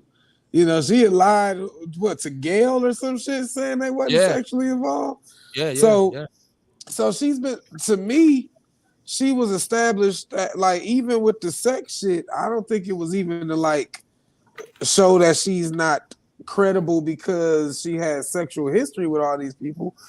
I think it shows that she's not credible because she's a fucking liar. Like she said she ain't fuck him. Then you don't know who really shot her. It sounds like they got put out of Kylie Jenner's party for Meg being on bullshit. Then it sounded like I think it came out that Tori might have been fucking Meg and the friend or some shit. Yes, Yeah, yes. that's what I was And talking about. and then there's no residue on him or anything like that. But he guilty. I think he fucked up by not taking the stand. They said he chose not to take the stand. I think that's probably where he Yeah. fucked up. But Yeah. honestly, I still don't know if she got shot. Like they were saying that she said that she got nerve damage in her foot. Then they said the doctor came back and said she didn't have nerve damage. So, so my thing is, it's too much. To me, it's some nigga shit. It's just Hey, look, typical nigga shit where you don't know what happened. They was all drunk, kicked out a party, got into a fight. Somebody got hurt when a gun went off. Like that sounds like regular hood shit. It's just these people got money. What was funny to me is her crying, talking about she wish he would have just like that whole drama shit. They just go straight with the drama. Like I wish he would have killed me instead of me going through all of this. Right, No, right, you don't. right. No, By the you way, buy don't my new album. because Right. right. You know what I'm saying? It's like it's just like that's my thing. She's a fucking liar. So I don't fuck with liars regardless. And then the second thing is when she came out, like before she got famous, I used to watch her freestyles and shit. And she had some flow. And then, I'm a Pimp C fanatic. And she was trying to say that she was going to be bringing the spirit of Sweet James Jones. Now, one thing Pimp C never did that I see was lie. Anything he did, anything he said, he stood 10 toes on. So she lost I'm my only gonna respect when say I it seen one she time. right. And if you don't like it, come and see me. You can smell my cologne. That's what he gonna tell people. It's a Miyake. He tell them it's a Miyake. So she Crazy. lost my respect when I seen she was lying, and then she go from being a pimp and playing niggas to writing songs sounding like a typical bitter bitch. So like that, I look at it for that. I like fuck the shooting, fuck the court. Like she's not a credible person because she's a liar. She came out like she was a pimp. Then you find out she really was a hoe, which is understandable. She lost her Man, mama. that girl went to She college. she She wasn't none of she that shit. you There know what you I'm go, saying? Kumar. But There you she go, she was Kumar. she's a misguided little girl with money. That's what she is. She's new to the industry. She around all these famous niggas she probably was groupieing for before. Now she got money and she ain't got no guidance because her mama gone and I don't know if her daddy ever been mentioned. So she sounds like she going through typical misguided little hood chick shit. So, But she first of got all, let me money. say, shout out to Jasmine Tyler. She said, "Peace and love, everyone." What's going on, my Peace. sister, Jazzy, who's also running for that first district seat? But Vince, the reason why, and Rail, you just kind of peel back the layers because people will be like, why are we talking about this? Oh, okay. Because there's so many for real, because you talked about the fact that I think she sold herself on I'm a promiscuous. And when you're telling me in your music that, yeah, I'm going to use you and I'm going to exploit you and I'm going to use my sex to get over on you, you got to pay me and I'm a scheme and scam on you, then that says you're not a credible person. So when people then Well, I turn and mean, say, Hey, based on your even own if she lyrics, man, should have you a knew shyster. better than fucking with her. even if she stood on that shit, it's like, Just 'cause she okay, kidding she, it like that. you know, if she stood on it, she stood on it. If she like, hey, yeah, I'm a pimp. Can't no nigga fuck with me unless they cashing out on me. And I mean, if she stood on it, she stood on it. But when she talk about she a pimp, playing niggas out their money, but then you see on the flip side, she was really getting played out of pussy and not getting paid for the shit on some groupie shit. That don't sound like pimp shit. That sound like misguided young girl shit. Right. And Patience said you don't remember choice. I do remember choice. I absolutely do remember choice. Yes, I do. Listen, there's always been females, could be Lil Kim and Foxy Brown. But it never got to be as a prominent level is it because those are the top rappers in the game now.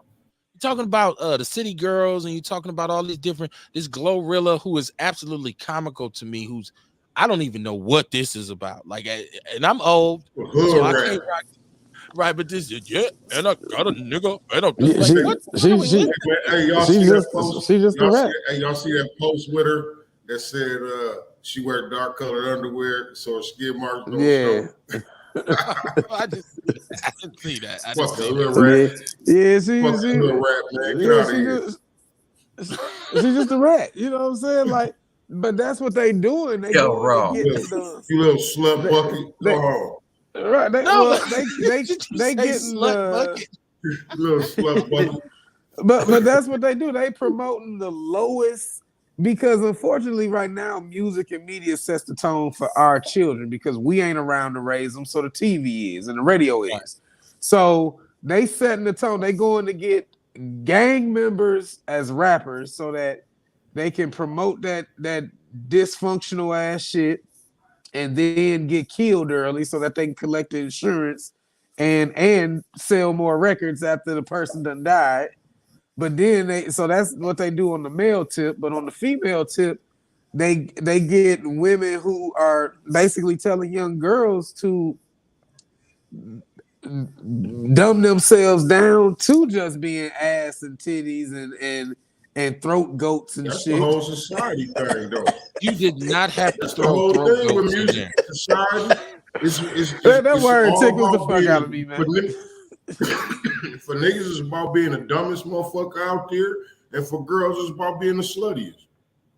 The Absolutely. Right, dumber, because the they more of a know that's fool what's you going to is, the raise our cooler you kids. are. This Yeah. shit's They know stupid, that's what's man. going to raise our kids. So it's all brainwash. I mean, we don't know what we doing, but the powers that be know that what we doing. Like even with some of this local music, I'm hearing like local rappers that got songs about guns and shit performing at children's parties just because the song has a cadence of children's songs. So it's like, and there's no shots to the artist. Get your money, nigga. You know what I'm saying? Get your money, express yourself artistically. But to the parent who thinks it's cool to have their kid dancing and singing songs about carrying pistols and shit in your bag, think about this child is singing this over and over at the age of 6 and 7 so that when he's 11, 12, really got shit in his backpack, you don't be like, what? Why are these kids? What's wrong with these kids? The parents Well, is what's wrong with these kids. Malcolm said it best when he said the chickens have come home to roost, right? Where smoke is fire. So if I make a Yeah. living off of singing my song is called Ho Shit and Eat It and WAP and all this and yeah, and some crazy shit because that all that involves a certain kind of behaviors, right? Like so when it comes home to when it come calling, I can't be like, oh, that's wrong. I mean, I it need a is what hood rat chick. so Jasmine, shout out to Jazzy. She said, I think if more men encourage women to rap with substance in their music, then more women would change the way they rap. You know what? There's some truth to that. But I do think because, female rappers, and I'm guilty of saying there's no female rapper in my top 100. And so I have to reevaluate that because I do like a Marvelous. I do like, a Lady of Rage. I do like, there's some female rappers that I like, but in terms of the skill set, right? Like, it's like, why I don't watch the WNBA, but I watch the NBA, right? I acknowledge that you can shoot a jumper, but you can't dunk. And so I'm not watching that because every play ends the same. I might be guilty of being a caveman. Absolutely. See, I would call I myself. think there's rappers, there's female artists out there who are who are some absolute beasts with lyrics. But the thing is, just like there's brothers out there who's conscious, that isn't what's going to get the play on the radio. You That's got to right. go underground. Like, honestly, one of my favorite female rappers is 3D Nati. She's from Okay. New Orleans. And I'll send y'all some stuff later on. But the girl got bars. The girl tells stories, and she tells stories in her rap to uplift and teach other women. There's another woman, Neelam. She's actually Muslim. She rap while she got her hijab on. But me, I'm in the conscious community, so I listen to a lot of conscious rappers. So there's women. There's Lizzie Jeff. She's a conscious rapper. Then there's what's her Well, name? hold on. Tony. I don't want you to take the Yeah. slut rappers away. Like, I think there's room for that too. I If you mean, want to just be yeah, there's other creative things, about man. it. Just be creative I mean, about it. Like, as nasty as WAP was, I thought their lyrics were creative. I mean, call me a dirty old man, but I thought, like, okay, it's see, I horrible never listened to and it. it's not for I can't tell children. you what it is. But there were some creative, like, kind of lines in there. Because I can't take away Too Short, and I rock with Too Short. Even Yeah. Pimp C. Yes. Pimp C said Yeah. some really, really profane things, but I was like, oh, but it was Yeah. creative how he did it. So I don't Right, want to right. put a muzzle on women. I think women should be allowed to be sexual and be upfront about their sexuality, but I think that there needs to be more of a balance as well. Like, for us to have Right. NWA on one side and have Public Enemy on the other side, and for us to have Boogie Down Productions over here and then have Spice One over here, it was balanced for us as males, because you could get the conscious side, you could get the crazy side, and that I would agree that female rappers who are really conscious like that they really don't get put over. And I also, I don't want to be confusing. I don't think we need these man bashing female rappers either. Don't sing me Right. no song about how you playing men out their money. I'm not buying that shit. Then It's like crying. a lot of sisters won't buy some pimp shit. They won't buy pimp shit. They'll be like, I don't listen to that shit. Ain't talking about me. So I just think, but I think once again, I think greater problems are exposed with the Meg Thee Stallion thing because it becomes black men versus Right. black women, and that's counterproductive, right? Whether or not she Right. was a hoe or not, or whether or not he got a Napoleon complex because he's like 4'9", and he shot her. And if he did shoot her, he needs to go to prison, because any man who harms a woman physically or mentally, you need to be punished, because that's out of pocket. So I just wanted to say that. And Jasmine says she says she rock with Vince. By the way, we rock with you, Jazz. You can come on whenever you want. Jazz is another long-term supporter of the show. Been down with us for a long time, so she can come on whenever she wants. You already know that, Jazz. Hey 262 man, I just feel like this, man. 5131 is the number. Go ahead, brother. Talking about Tory Lanez, man. I just feel like maybe he did do it. Shit, hell, he ain't said shit Man, about it. he could have, but I'm saying is Maybe it was a mistake. They didn't find no DNA or any residue. But even if he just came out and said, "Look, I'm 5'4", she 5'9" and big. She was drunk, belligerent, hopped on my head. She was whooping my ass, and I pulled my gun out. I shot at the ground to make the bitch back up, and it ricocheted and hit her foot. Like, I don't know. I mean, I really feel like the two chicks probably was arguing.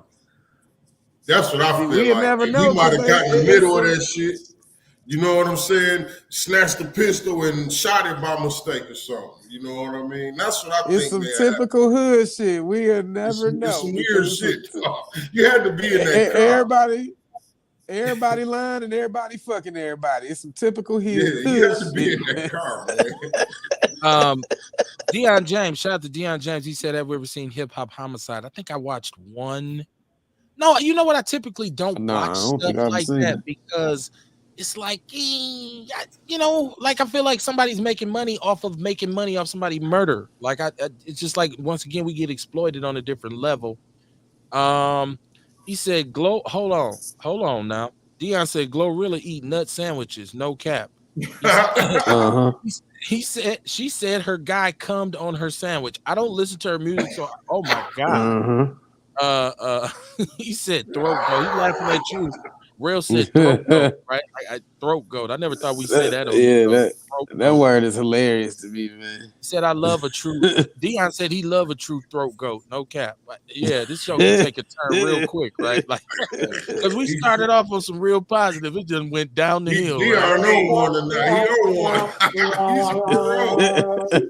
Throat goat, right? No, Google that. He's on the road. Patience said, "Remember when parents had their music? Now the parents listening to the same shit as the kids." Absolutely. Jasmine said, "I'm not in your top 100." Of course you are, Jazz. Of course you are. I had to take. See, I told you I had to redefine that because Jazz is a rapper, right? Like she got bars. She said Mia X, Shauna. I like Remy Ma. I like Light, but I just my top 100. Okay, top 100 is a little extreme, right? I shouldn't say top 100. I just say top 20, right? Maybe. Okay. So I get corrected. I stand corrected. Patience Phillips said I don't know what this is. She put a link up for something. That's probably a music video or something. Okay, maybe that's where Glorilla talked about eating semen sandwiches. I don't know. I didn't hear that song. I didn't hear it, right? Right. I'm so glad my daughter don't listen to this. Crystal Ship, shout out to Crystal Ship and Control C. Y'all just had an anniversary. Big ups to y'all. She said back in the day, rappers, male and female, were more focused on the message. Today's rappers are now only in it for the money. Sex and violence sells, which is why you hear them rapping about it. Absolutely. I totally agree. Hey man, you know what? Really, I feel like it's the people Kanye was talking about. They got something to do. Okay. You know what I mean? Because they in charge of them record labels that's signing these people that's making these songs. Yeah, it's called cultural homogenization. It is So the reproduction of what sells. If we could get them to, but we ain't never gonna get them to quit doing the shit because they exploiting us and making money off of it. You know what I'm saying? Right. But that's what it is. You know what I mean? Now it's a result of that revolving door that we always talk about, Kev. You know, back in the day, we had Too Short, 2 Live Crew. You know what I mean? The bitch this, bitch that. We even had Ice Cube, the bitch killer. You know what I mean? So now it's like what you got now is you got the cause and effect. You know what I mean? And even before then, it was that if you wasn't having money, you know what I mean, wasn't no girls talking to you. So that's what made men start feeling like this. So now we got women rapping where they get in the forefront and they getting to put their feed, you know what I mean? They giving their feedback. Yeah, because there's that residual.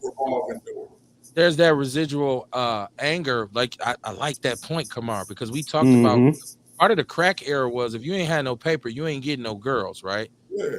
And men did start to feel. We started to feel like, hey man, fuck, you know. And so we don't love these hoes, and we came out with all that kind of stuff. Yeah. And females got to the point where they're like, oh, all y'all want is big asses and big titties and this kind of thing. Right. So fuck y'all. Right. So you think you're using me? You want to knock me up and leave me with kids? And that's what we see. And that's what we see with the music. Yeah. And then like I say, you got them people Kanye was talking about. You know what I'm saying? That's promoting that whole agenda.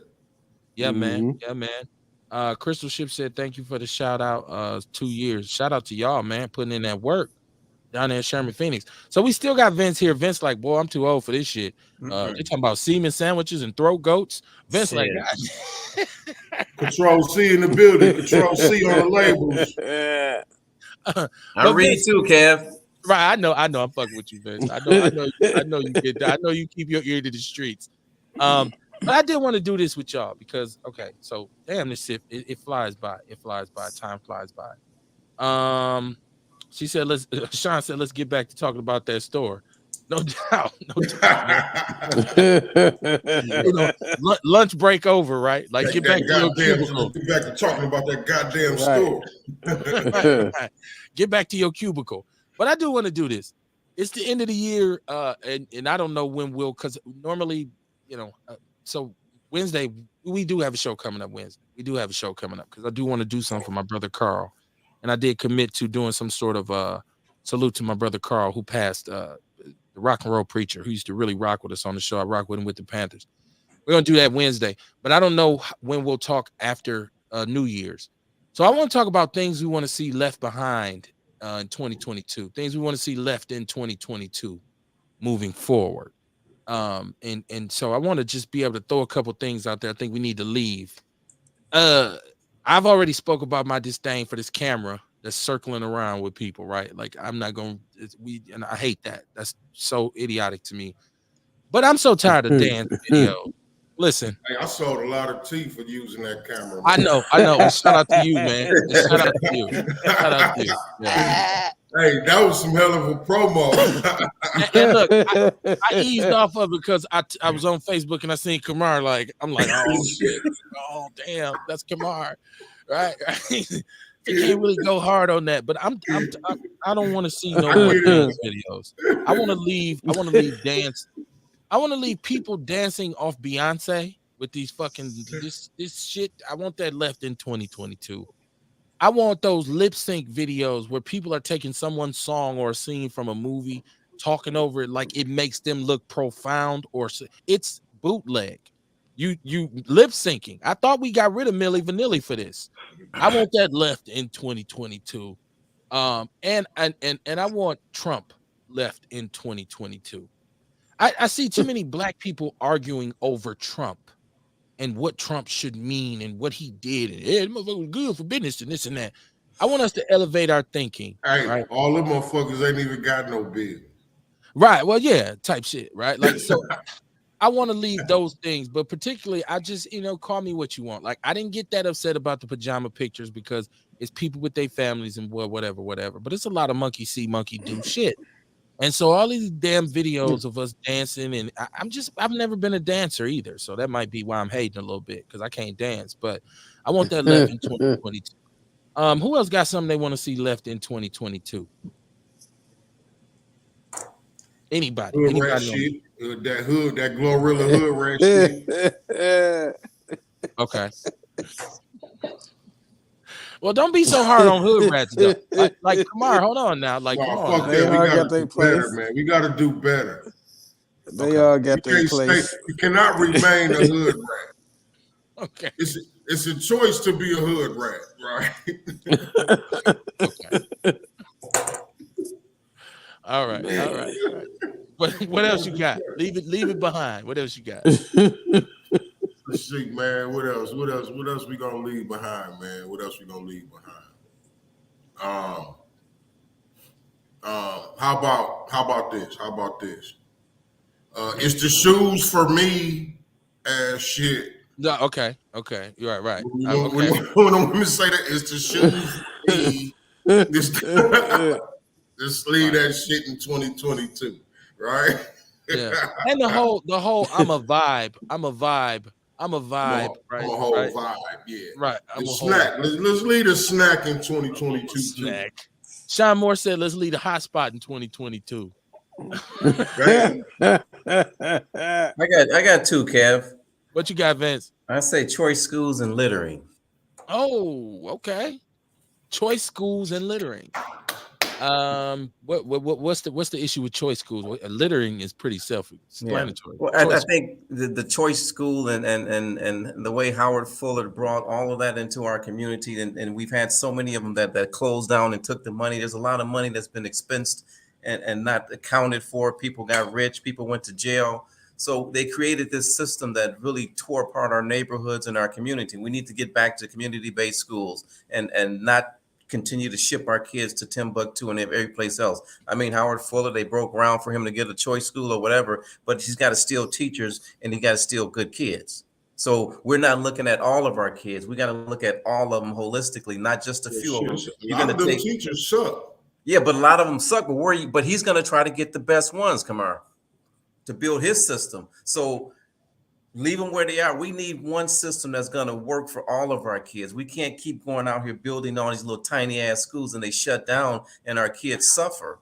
I mean, our kids can't read right now. So education is key. And if we want to advance the Black community, we have to have a system, a school system that's going to educate our kids. Right now, we got to, I mean, we got a brain drain in Milwaukee. My kids don't live here. They got to go to college.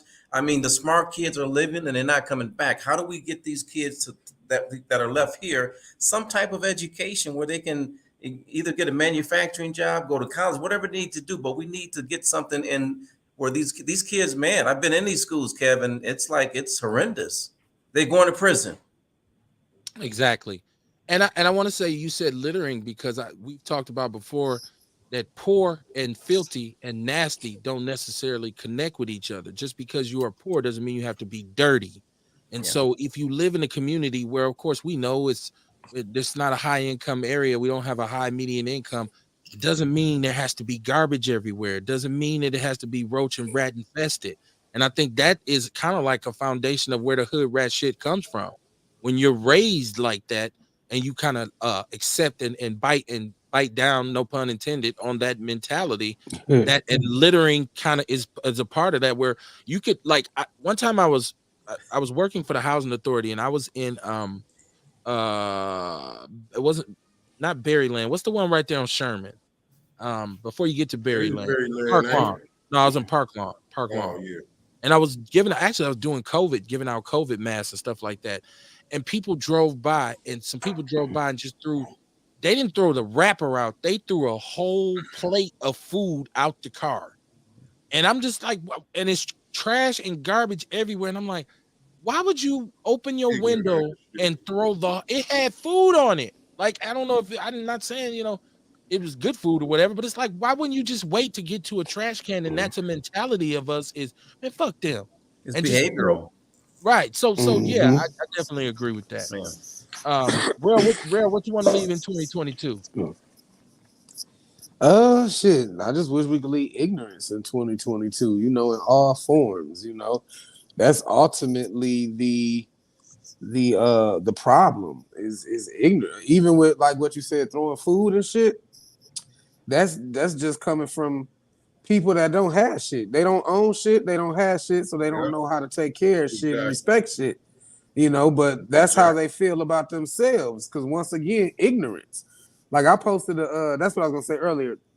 I posted a video earlier today of Anthony Browder, and that's somebody who I would recommend anybody who don't know who he is to look him up. His name Anthony Browder. He's the author of Egypt on the Potomac. He talks about how Benjamin Banneker pretty much designed DC, and it was designed in accordance to ancient Kemetic principles and shit. But I think, and that's one thing I do, I try to share shit that show us before slavery, because when you feel like your genesis is slavery, anything you do that ain't slavery, you feel is, hey, well, at least we ain't slaves no more, or at least we ain't picking cotton.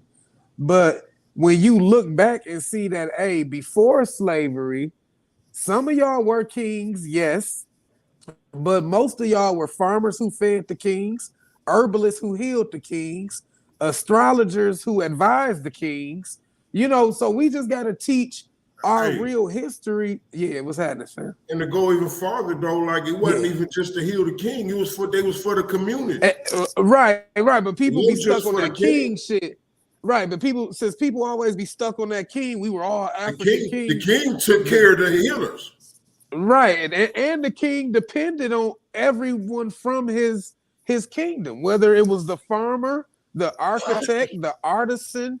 So we got to realize that whatever role we played was important, not just being the pharaoh, but we have to be taught that shit to get self-pride, because it's through self-pride that we can move better.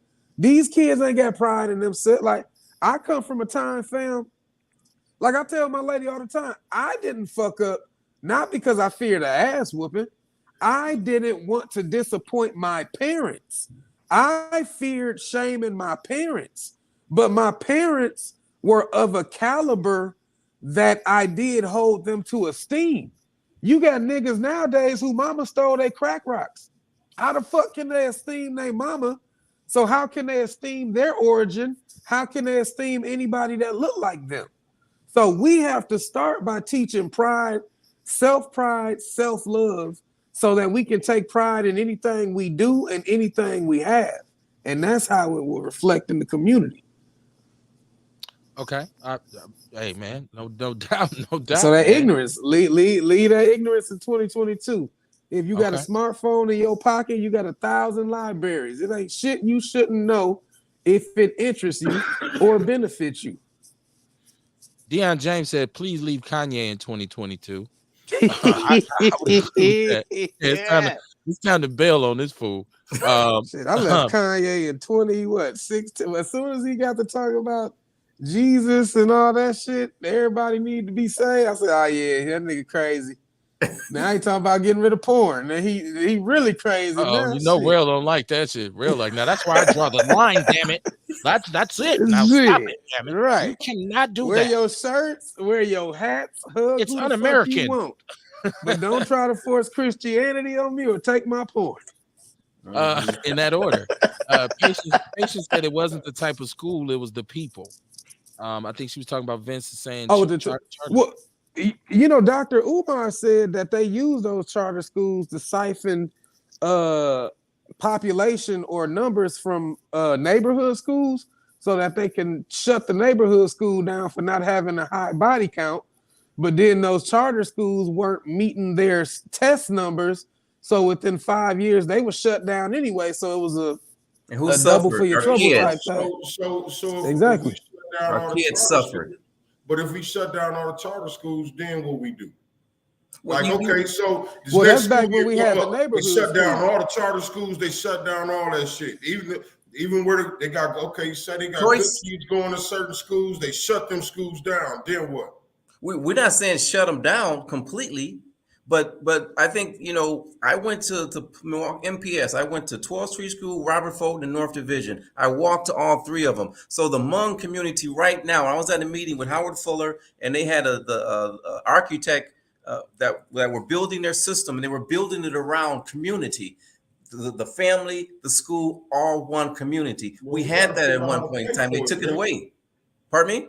We got to figure out how to pay for it, man. MPS got billions of dollars. They're trying to get MPS money now. That's where they're getting paid from. MPS has been getting the money. They've been getting the money since forever. But they ain't doing nothing with it. So that's what I'm saying. But we shut down certain schools. Then what? Because MPS ain't doing shit either. We got it. Well, Howard Fuller at one point in time, he was the superintendent. See, that's what I'm saying. Okay, so we need people that's going to do the job. Let's take that name out of it again. Check it out. We shut down them schools. That mean that name don't even come up in the mix. Now what? Because MPS ain't shit either. Okay, but what else? Are you going to create something? Well, I'm asking you because you saying we need to stop this and stop that. Well, I'm saying, well, we got a school system out there and we had one. We have to build on what we had. When I went to all of these schools, we had quality teachers, period. So we build on that. If we can't get it, we have to try to. We broke it apart. Build on it. Me and Kev been having this argument since forever. I think the first thing we got to do is let's not talk over each other because the people don't get fed that way, right? Like, let's make sure we don't talk over each other. I want everybody to be heard. The question is, if we're going to get rid of charter schools, what should we be doing? Because we know that at large, the public school system has failed us and our children. I think that's what Kamar is asking you, Vince. Okay, so, and I think, you know, we have to do our research. So at one point in time, the public schools were not failing our community. We need to know what happened. We can't fix the problem until we figure out what happened. So what was the problem that MPS got that put them in a situation where they're no longer, I mean, I got a quality education at North Division. Kev, did you get a decent education at King? Absolutely. So what happened? We have to figure out what happened and bring that back. One of the things that happened, they start taking our kids out of our communities, out of their neighborhoods. Kids in each neighborhood, they don't know each other. That's why they're gunning at each other. And let's go back to the other thing. You really don't learn that at school. It starts at the house. My mother, when I came home from school every day, before I even went to school, I knew my ABCs. It's parenting too. It has to start at the house. I'm just trying to figure out why we banging on certain schools. Because we had a school system that worked. Well, maybe we should just focus on fixing that and don't even worry Exactly. That's about exactly them. what I Listen, said. listen, listen. Don't even worry about them charter schools. We gonna do what we gonna do. Let's fix that. If Hold somebody on. want to start a school, that's fine. Vince, let me if say you want to this. start a school, that should be fine. Let me get this. Let me get the chat room. Let me get the Right. chat room. Patience I'm said, I could be all mixed up, but I just feel like it shouldn't matter who started school. If we want to fix a problem, we need to fix the problem. Patience says not littering starts at home, but she's also offering in. Mama Jenkins Rail. She said, "What's the name of that book again?" Anthony Browder's. Yeah. If you're referring to Anthony Browder, his name is ANTHONY BROWDER. He wrote a couple books. There's Egypt on the Potomac, and then he has the Browder Files. And he takes people to Egypt every year and show them their history in stone on the walls thousands of years before there ever was a Bible. He show you how Egypt was, Kemet was black.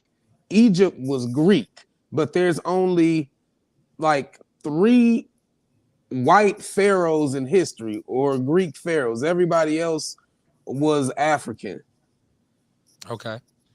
Now, Patience is saying my daughter is at a charter school.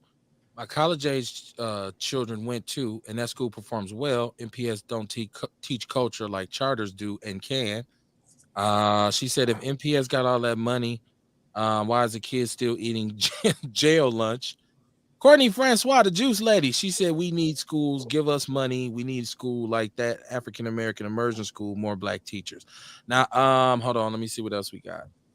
She said, Courtney said Like parents we aren't. need to create the schools we need, man. We need to She figure said, that out. Courtney said parents aren't parenting.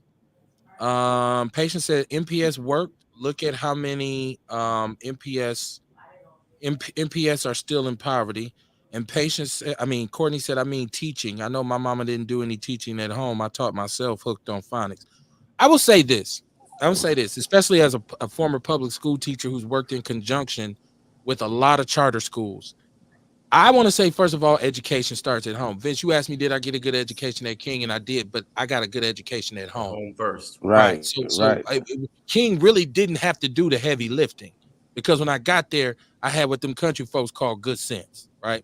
Now, when I flash back to MPS, okay, and we talk about at one point when the resources that were required to create necessary curriculums such as vocational training, liberal arts education, literacy, we're talking about math and science, all of that stuff was once poured into public school, right?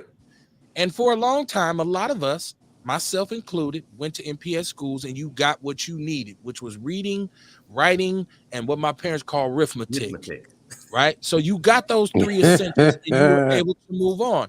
What happened is, and the brother Howard Fuller, if you know about Howard Fuller, what he did, Dr. Fuller, I will give him his just due. He came along with an idea to micromanage our education for black kids because he felt like the public school system wasn't doing them justice, which is crazy to me because he went to North Division. Exactly. And he got a very, very, very fine-tuned education from teachers that looked like him, who were very intelligent, responsible teachers. Now, hold on. Before anybody come at me, I want to say this. At some point during the 80s, because you got to understand, when you say what happened to MPS is white people took their kids out. We're talking about a school system that used to be in upwards of 75 to 80% white at one point. And when I went to MPS, white kids went to MPS. They went to Marshall, they went to Custer, they went to Vincent, they went to Madison. They went to all of the schools we went to except maybe North. And it was a couple down there, right? We had a few.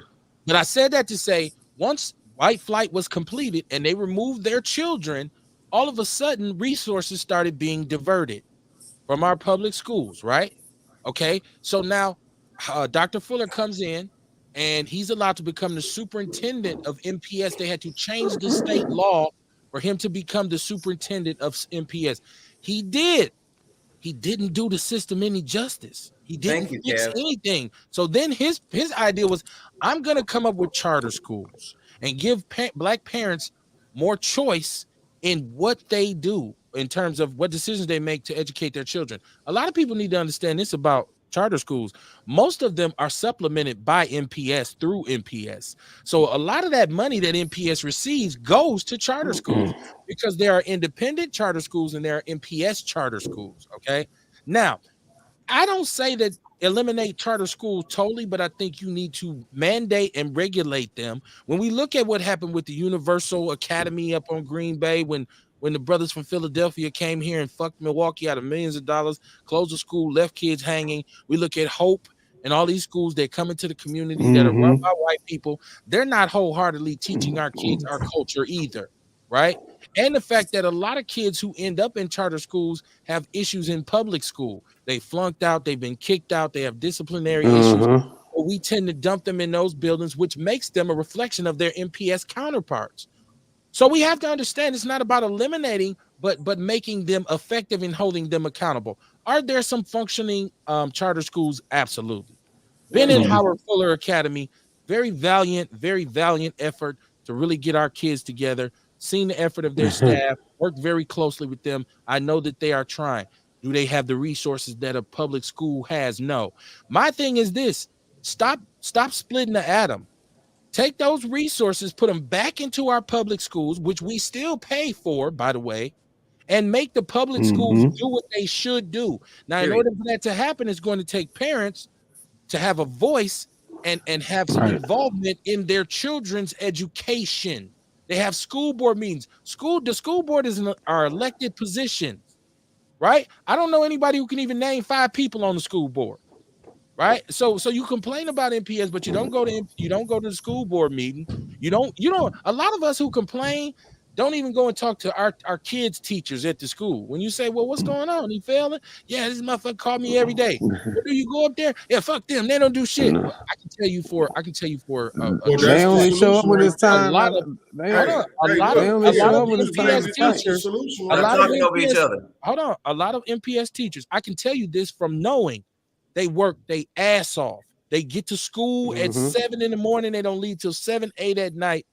And they deal with what they're given. North Division is smack dab in the middle of 53206. You know who goes to North? The kids from 53206. And those teachers have to do what they can with what they got. So I'm just saying, if I look at the Hmong American Peace Academy, which works very well, by and large, it's a charter school. But you know what they have that we don't have? Solidarity. Community. They're allowed to teach their culture. They have a community around that school. There's a Hmong grocery store right across the street from it. There's a Hmong 2 blocks away from my house. Right. It's a block away from mine. So I know it's a lot of Hmongs. Whole northwest side is Hmong. Right. So if we want to they got the whole northwest side. So we want to come up with a school for black kids and say this is going to be ours right here. It's going to take some doing. It's going to take for us to do it instead of saying, well, let them do it. That's what I just said. Let's stop complaining and fix this shit. I just said, how do we fix it? If we stop the charter schools, what we gonna do? Kev, you just answered it. No, I didn't say I disagree with you, Kamar. I didn't say I disagree with you. I know you never did disagree or nothing like that. I'm just saying that was it right there. You know what I mean? What, so what year?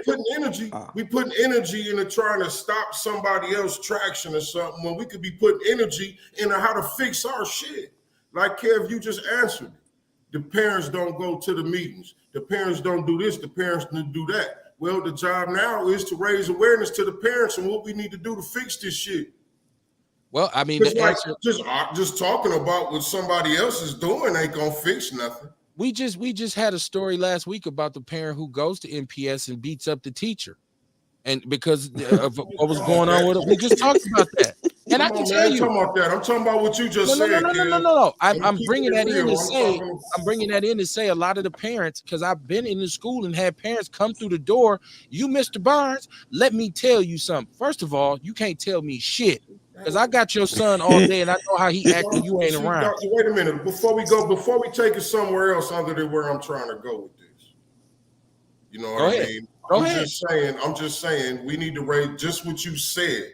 I ain't talking about the parents that come to the school acting a fool. I ain't trying to point that out. I'm talking about what you said, kid. The parents need to go to the meetings. The parents need to do certain things to get shit changed, They right? do. They do. Well, that's But it. but That's if where we there's need to something, put our energy at, man. but We if need to it's put our something that's energy just, into if it's us something, fixing us. if it's something that's functioning, if it's not doing what it's supposed to do, if it's a charter school and it's mismanaged, which a lot of them are, if they don't have the adequate resources, which a lot of them don't, if they don't have the quality of teachers, which a lot of them don't, it's okay for us to call them out and shut their ass down. I don't have, How do if you it's shut not them functioning, down? Then that's the shut them job. down. Then the question is, how do you shut it down? Instead of Take your just kids out. talking about this shit, man. Take your kids out. That's how you shut them down. When that enrollment drop, they'll close. But I That's mean, we have to look at in Milwaukee. We have to be realistic too when we talk about parents.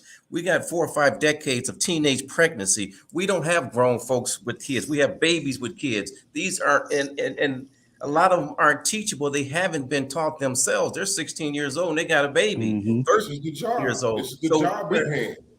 it's a job. It's That's the community. job So how do at we hand. get back to the That's community? it. Back to the Let's community. get to work. I'm working every day in mine. That's all. I ain't talking about you, Vince. I ain't I talking know about you. you're not. I'm just saying. I'm speaking in general. I'm have saying to be this is the examples. job at hand. Let's all get to work. Yeah, but that if we just did it like that, then we wouldn't have a conversation. So we're having a conversation about what needs to be done. So I don't want to close it off by saying, fuck it, y'all get to work. I see y'all Wednesday. Like we want to talk about it. Like we trying to talk about it. Kamar, like, stop talking. No, cause see, here's the thing, right? Like we can I could be all I'm out the loop, right? As far as like y'all keep talking about Howard Fuller or whatever. I don't know what he did wrong. I don't know what he's doing right. All I know is he's got a black school. We always talking about how we need black school. If he want to start a black school, let him start a black school, whatever. Fine. You know what I'm saying? I didn't hear Vince call then out on this hand, his school. then on this hand, we talk about what do we need in our community? What do we need to do? We need to start more black schools then. If that one ain't being ran right, we need to figure out how to get one and run it right then. We can't. I didn't hear Vince show how to do this shit. I didn't hear Vince call. I call Howard Fuller out because he's the person who came with the choice movement. Oh, I didn't hear you call his school out. Call him out. No, not his school, because the school is doing well. Like I Kev, love Howard Fuller. Let me say this. I love the Howard Fuller. Let me say That's this. what I'm saying. Like, so why are we going at the school? Like, and the objective is to teach the kids. If that school ain't working right, wrong with it. We need to focus on something that's gonna work for us. Yeah. So not tear somebody else down. But we have to that's what I say. I don't know what he's not doing. I don't know what he done did. I don't know none of that, or what you might be upset with him about. I don't know. Okay. I'm not upset with him. Go ahead. I'm not either. But I'm saying is that we have to look at it holistically. Well, that we just name can't keeps start, coming up, and it's a million charter schools out here. We can't start at the junior high school level because we got the grade school level first. So you rob Peter to pay Paul. You take that. Pardon me? I said, well, let's start that then. No, I'm saying you have to start at the ground, and it starts at the home first. And then it goes to the school, the grade school, then junior high school, then high school. What Howard Fuller is going in the middle, and he's taking students from where? We have to look at the big picture. All of our kids, not just a few of them. We're talking 300 kids maybe, or less than that. The focus is starting the elementary school then. Exactly. If we got the middle school covered, then we need to start an elementary school. And two people, I want people to understand that this ain't about him. He is crucial to the movement in Milwaukee. If that in terms of charter schools, his school was not called out. He was. Now, also we got to understand this. We keep saying black schools. School period. I don't know what black school means. It's just like I talked about HBCUs and said I don't give a shit about HBCUs because I went to HWCU. When I say black, I went to a white college, so I didn't. HBCU never done me a favor at all, so I don't care about them. So when I say black school, I'm talking about teaching our black kids what they need to know. once again, if you English, don't have an math. inside, if Let's you not don't have act an like let's inside, not act like it's information that they don't need well, to hold know. on. Once again, you would have to be in the know because I can tell you, I know for a fact that there's a lot of teachers in MPS schools who teach African American history, as we call it. They teach from an African perspective. There's black teachers in every school who are doing the Kwanzaa, who are doing the Kente clause, who are talking about Afrocentric knowledge to our kids. So we can't say that's not being taught in MPS. It I is. ain't talking about that. I'm talking about life skills that black people need to know that There's our a lot kids of black don't know. teachers who do this. Come on, I'm trying to Come tell you. on, I know man. a lot of Okay, them. I'm gonna just kick back and I'm gonna chill out. Okay. Why don't we all do that? Why don't we all chill out? I'm gonna kick back and I'm gonna watch the show. Okay, he gonna watch it Because he everything gonna I watch say, I mean, is something opposed to it. I feel like I'm making sense. I could be very wrong. Okay. Courtney says, I went to Global Learning Center in middle school, a school with various sites, probably a charter school. My site was inside Grand Avenue Mall. Black teachers, but I didn't learn too much. It wasn't the best curriculum. Okay. She said, call Dr. Umar and let's get this shit rolling. Well, we don't want Umar involved. I don't want Umar involved. I don't. His track record ain't right. She said you can't have a black school through MPS because they control the curriculum. You can though. You can North though. Division was black. Well, them parents be ignorant as hell. Courtney said. Patience said, I shut Beam down, so I agree. She said she shut Beam down. And that was a charter school, same as we say Jewish school. Okay, and the Jewish people have their own schools. Patience says, but we need the English teacher, the math teacher, not just the history teacher. Well, once again, I would caution anybody, and this is on both sides of this argument. I would caution anybody to talk about things they don't have facts about, because I know just from working with schools that there's a concerted effort to be able to cater their education towards black children or children of color. I know this. Like this whole thing about culturally competent and culturally sensitive is a mandate in the public school system, right? Now, once again, there's bad apples in every bunch, right? So of course we know it's some charter schools that's failing, there's some public schools that's failing, right? I just think that if we as a community, and I'm talking about black people, if we took more control over our kids' education, all of this would work better. Mhm. We are still caught up in the mentality of telling our kids, you don't need no education. You don't need no college. You don't need that shit. You see what Puffy did. Did Jay-Z go to college? We still on that shit instead of stressing to our kids. Take your ass in that classroom and sit down and shut up. Like I was stating earlier, a lot of parents want to come through the door and talk to the teacher and like they don't know. I got mine. You can't tell me nothing. You can't tell me about what I'm doing in this classroom with your child because you're not here, right? Parent-teacher conferences, I sit there 5, 6, 7 hours. 1, 2 parents come in, but let me yell at their kid. Here they come through the door. Did you yell at little LaFons? Yes, I did. Yes, I did. And let me tell you why. I couldn't think of no other name. Shout out to LaFons if you listen. What that You said my name. You That's said my name. dude. LaFons. Little Ray Ray now. Sean Moore said, "Fuck Umar." You see, I love black people because we all got something we don't agree with. We all be like, "Fuck them." Some people out there that like they was talking about the sister Mama Jenkins was talking about Polly Williams. She was also very instrumental, and I think this argument went off track is Howard Fuller was referenced because of his movement towards bringing in charter schools, not his school.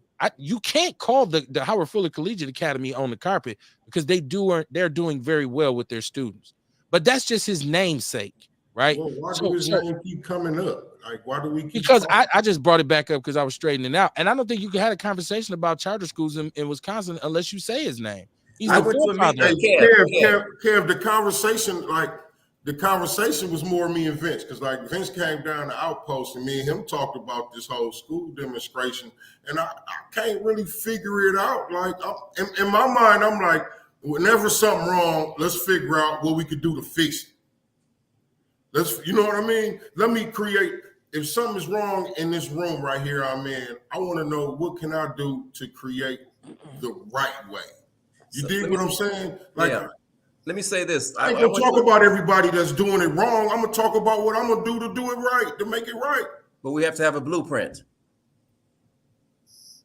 Okay. Right. Yeah. So I went to a meeting this summer with Howard Fuller, and the two things that I got out of the meeting. One thing is that he was at one point in time he was MPS superintendent, so he had an opportunity to create what he's creating right now at a broader level. So he's doing it at the micro level. Let's talk at the macro level. All of our kids. He wants to do it at. That's good. He's got a good school, but he says he bragged about being the person that helped write the laws to get charter schools. And at the same meeting, he has the Hmong people there telling them what they're doing. We're building community-based schools. And that's what we had.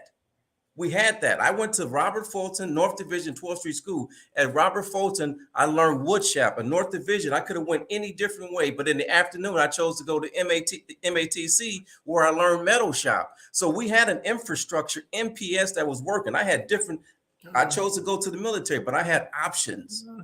Our kids don't have very many options at these institutions anymore. I don't think we could really call MPS a community-based school, right? Well, I walked to 12th Street School. I walked to Robert Fulton. I did it. I went to MPS too, but I'm just saying, I don't think we can really consider them community-based schools because this was something that was given to us by those people. But let me say, when I say communities, this is what I mean by community-based schools, that my neighborhood, my friends and my neighbors and my parents, when I looked up at the door at the school, my aunt was at the door at 12th Street School. That's the community taking care of the kids, period. Right. Anybody on my block could go up to that school because we all went there, and we went to Fulton and we went to North Division. We had a community of parents, kids, and students that were together, and the teachers were out. I got a decent education. I'm not brilliant, but I had a decent education. Now, real Division at those schools. Well, you're smarter than most, Vince. I'll tell you real. Now, real. This is where you and I both got to come in. We talk about community-based schools because I think we are both of the beneficiaries. As you went to Phillip, like I went to Phillip, which if you're from our neighborhood, that was the school you went to. One of many in that area. That was the school in the community. It was community-based. It was community-based because there was a PTO. Okay. Hold on. There was a PTO. There was a PTA. There was a group of parents. There was a group of parents who were very active in the school. It was community-based because that's where the school was in our community. And when something needed to be taught or there was an issue with the curriculum, I know my mama in particular would be the first one to show up and say, hold on, goddamn it. This is what we need. And the neighborhood had a voice in what happened in the school. So in that regard, I do think that it was they were called neighborhood schools. They were called neighborhood schools. So in that sense, I get what you're saying, Kev. I get what you're saying. It's just that my perception is different. When I think about community-based, I'm thinking about what's real for the community, what's really good for the community. Like I say, the schools didn't teach me the shit I needed to know. They didn't teach me nothing about meditation. They didn't teach me the real shit about nutrition. You dig what I'm saying? This is the shit MPS push. That's why I say it's not community-based. My perception is just different, but I understand completely what y'all saying. Courtney says she took her son right out of Beam, too. She said his white teacher wrote a long letter to get him into 220. But see, that was me being an active parent. A lot of children don't have that. School is a daycare for them. Exactly. Right. That's exactly what school is. That is somewhere to put your kids so you can get to work and pay your taxes so that they can get them. That's what, so now they got before school morning programs so that if you got to be at work before your kids' school open up, you can sit their ass there, and then they're gonna sit there. Then they're gonna sit. Yeah, it's the prison. A school to prison pipeline. So they can follow these rules when they get to prison. That's what it is. Too many young white teachers during their first couple of years in MPS, then moving on. Well, she they said have MPS, to get that. MPS never taught true Black history. Once again, I went to Phillip. I had Black teachers who taught me Black history. Miss Allen taught Black history. Miss Allen, Miss Neighbors. They taught Black history. Yeah. Hey, I had a dope Black history teacher, right? My Black history teacher only scratched the surface, though. Like I say, what I know now, if the school had taught me the shit that I know now about Black history, like what are traditionally how we thought, how we act, how we practice spirituality, all that type of stuff before slavery, I think that's it'd be extended, but I different. also So think this is why I say like my perception of community-based school is different. that's higher level too. That's higher level. I get it, Kev, but you know, 8-year-olds ain't ready that's to the learn difference about of meditation. perception. What I'm talking about, and an 8-year-old can get it if you introduce it to him.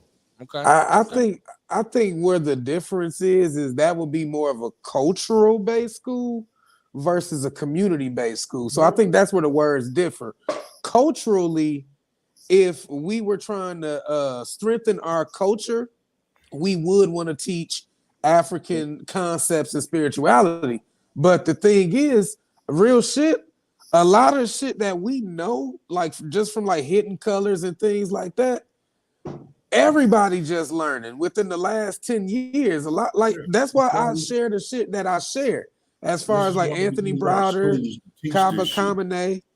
Yeah, and that would be more so cultural based. Like you said, I went to Philip. Like I'm trying to figure out when shit went bad because I think I'm the youngest here, and I graduated 01.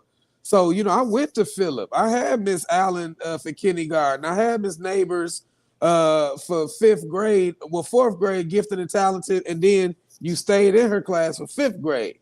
Then I went to Morris, where I did get wood shop and metal shop and music. Damn. And shit like that. You know what I'm saying? Critical thinking. Then I went to King. So it's like my perception of school isn't that it was fucked up. That's why I'm like, when did it get bad? It's, my thing is, yes, you got to understand that school is a lot of good people trying to make a difference, but they bound by this fucked up system and parents not giving a fuck. So it ain't too much they can do. And then and sometimes we got to call out the names because to figure out where we go from here, we have to figure out where it fucked up. So that's why you have to figure out, okay, this is the person that fucked it up. How did they fuck it up? So that we can fix the fuck up. Like ultimately the Board of Education was fucked up when Rockefeller funded the Board of Education and then told the teachers what they specifically can teach. But he did the same thing for the medical board. That's why our society is as fucked up as it is, because our medical board and our education board were both funded, manipulated, and controlled by a motherfucker who said, I don't want a nation of thinkers, I only want a nation of workers. So we can't sit back and try to figure out why the school ain't working for people, because just like I say about politics, we always talk about why they ain't fixing shit in Milwaukee, because it don't benefit them. Like you said, we're in the smallest southeast corner of the state. They trying to bleed us out so that they can get the full state. They don't give a fuck about violence. Kill us all off. They can get Milwaukee. It lowers the property value so they can gentrify the shit. Like that's what killed me about black folk, man. And this is where I differ. We sit, beg, plead, try to put in processes to get a foot from motherfuckers who say we wasn't even part of the game. Yet we sit here and beg, please let us play. Please treat us right when we play. And then they like, motherfucker, this game wasn't for you. So we got to understand the root of it. And sometimes in order to get to the root, you got to peel up them uncomfortable layers where you hear shit. You feel like people may be redundant with shit and not fixing shit. But ultimately, if you ever just hop in onto action without getting the full picture, you bound to cause more damage than you heal shit. Courtney says Wauwatosa teaches her son meditation and whatnot. She said entrepreneur classes, all types of stuff at her son's elementary school. Shout out to Sharon Evans. She said to get them loans paid. I never met a teacher to teach me that. Patience said they taught pre-slavery. Hold on. Courtney says who taught pre-slavery? She's talking about MTS. Tell me, I want to know what they taught about pre-slavery. Miss Neighbors taught us that we were Courtney says my 8-year-old is the one. Well, I mean, learning. we were royalty and shit, but I'm talking about, like I say, how do we live, man? How do we take care of ourselves? How My do we 8-year-old thrive is the one as a learning community? meditation. It started at like 6, she said. And Patience says if you can teach them about Columbus at 8, why not? Right. Well, I mean, that's a whole different conversation. Yeah. Sharon Yeah. Evans said, and children are at schools 5 days a week, 80 days a year, and 6 to 7 hours. So the bulk of education needs to be done at home. Bam. Deborah Jenkins, Mama Jenkins says, my man, my thoughts exactly. Courtney says she asked a question from Kev. Who asked a question from me, Courtney? I don't know. I'm having a hard time keeping up with the conversation. The one thing about this is Right. no. People have the right to feel impassioned about it. It should be something that you're passionate about. It For should sure, make for sure. it should make you have something to say. I worry more about the person who don't have nothing to say in this conversation than I do about the person that's passionate in the conversation. Right. Right. She said, read it again. You got to have some kind of passion. Read it right, Kev. somewhere. Read it right. She asked a question from Kev. She said, "Did they? Oh, you asking me? Did they teach us pre-slavery? Well, I can tell you this. Once again, I was taught pre-slavery. well, once again, here's the half that was done at home versus the half that was done at school. Because by the time I got to school, my mama had already explained to me because she made us watch Roots, right? And that was before I even went to school. She made us watch Roots, and she told us about what we were in Africa and where we came from in Africa. And she told us about how we got to the point where we're at now. So to me, that was pre-slavery. Did she get down to talking about Kemet and meditation and all that? Absolutely not. So you're right in that regard. But I mean, that's fine tuning, right? Like, because I learned about American history to a certain extent, but when I got to college, I learned way more about American history. And that's why they call it higher education, right? My mind was ready to receive that. I don't hold on. She said when she asked was pre-slavery taught. Okay, it was a question. That's why I just tried to answer it. Once again, people treat schools as fire and forget. Go to school, they'll teach you. No, you got a lot of teaching to do at home. Because first of all, the discipline to receive information comes from home. For you to tell your kid, you got to go in that classroom and sit your ass down and shut up and let that teacher teach. I'm not on your side. I don't care. That's a grown person. You have to have respect. If you feel offended, you let me fight that battle. I used to tell my son this all the time. And my daddy used to tell me this. Don't you ever disrespect a grown man because you get what come with it. He might slap the shit out of you. If you feel offended by something he said or done to you, you come tell me and I'll go handle it. And so that was the protocol. Go ahead. My son's mother brought him to me at 13 years old to my house at a one point whatever. I was at that school every day, nigga. It ain't the teacher, it's you. He ended up within a year at a 3.0 average. It starts at home. Bring me some books home. Don't tell me you don't have no homework. If you don't have no homework, you're gonna do something. I got some books in there, you're gonna do something because you're not coming out here spending first 2 hours doing nothing but eating my food. No, you're gonna do something else because you're getting out of my house in a couple of years. Courtney said she was having a high conversation last night. They were talking about last names. Now, some people have the same last name, but we ain't related. She's like, what if you were a Walker and got sold right before slavery ended and now you're a Barnes? Let me process that.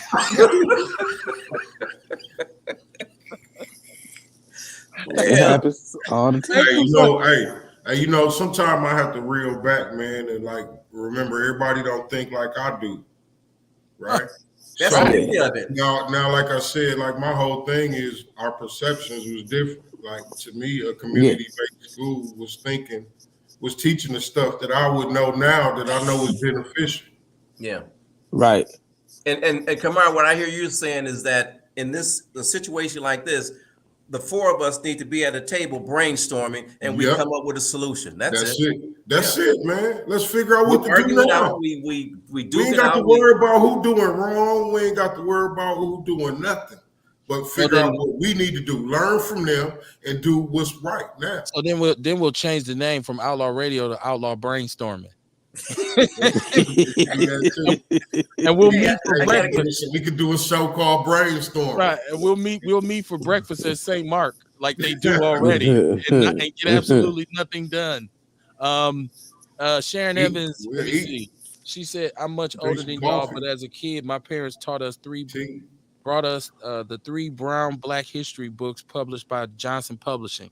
It's been out here for a long time. That's what I'm saying. Like this, I mean, come on. Like my mom and them came off cotton fields in the South and brought this knowledge straight to us. Like, look, you are a black man. This is what it involves. This is what you're gonna have to do. And any complaint I ever had to my parents, my mother had one thing. She say, "That motherfucker got his degree. You ain't got shit. Get your ass up there and sit down and shut the fuck up and listen to what that teacher say." And so I had no out. So when I was wrong, I was wrong.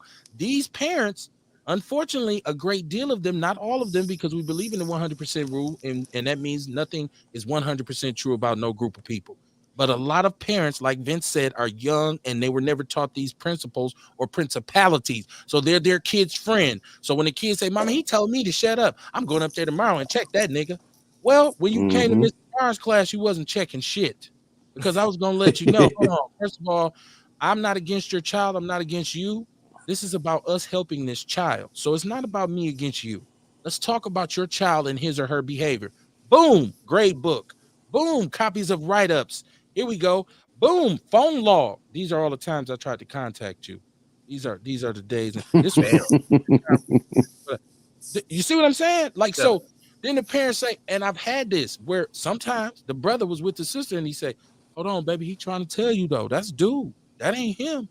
That's little dude. That's him. That ain't the teacher." Mr. Barnes, my name's so and so and so. I'm his dad. What's up, man? How you doing, brother? All right. Now we gonna help this kid because we ain't banging out on each other. But we ain't gonna be no unsolicited banging on no single solitary outlaw, especially when I'm there, because I'm not paying the $5. I do a job, but I ain't getting disrespected by nobody. So you can take your kid and put him in another school for all I'm concerned, but I don't want to get too personal because it's not about me. It's about the children. Let me see. Let's change subjects, Kev. Right. Courtney already said, change it up, nigga. Change it up. School board should pick up where we leave off. Exactly. Mama Jenkins said, my 9-year-old great grandson got a 23-year-old teacher, and it's just a mess. But when school start back, I'll be running up on his little ass as a grandparent and see what the hell is the problem. I'm just glad of that because I was about 24, 25 when I was teaching. So it wasn't happening for me. You had to come with respect or you don't get, I tell them, look, I'm not even talking to you no more. You don't, I'm not. You got to go talk to the principal or something because I'm not doing that with you. She said, come on, y'all. MPS taught us to celebrate Thanksgiving and about Columbus. It worked because they lied to it. Yes, but it wasn't just MPS teaching that. A lot of our parents taught us about we're gonna celebrate Thanksgiving. Yep. We were all indoctrinated. We It can't happened at blame home that solely first. on MPS. We can't solely blame that on MPS. They taught you about some pilgrims. How many of y'all parents, when you came home, said that's a goddamn lie? A lot of parents I didn't said it know. at school when I first heard it. My parents did. Right. Okay. But But some my parents father didn't was know. always up on it. Yeah, You got some people like you we talk was to about that, always they be here. like, I don't know shit about no pilgrims and shit. I don't be into that, nigga. I don't read books. Like I that's think bad. Hey, Kev, Hey, kids hey, can my mother asked me who saw him coming. Okay. Yeah. Yeah, Kids. think about that.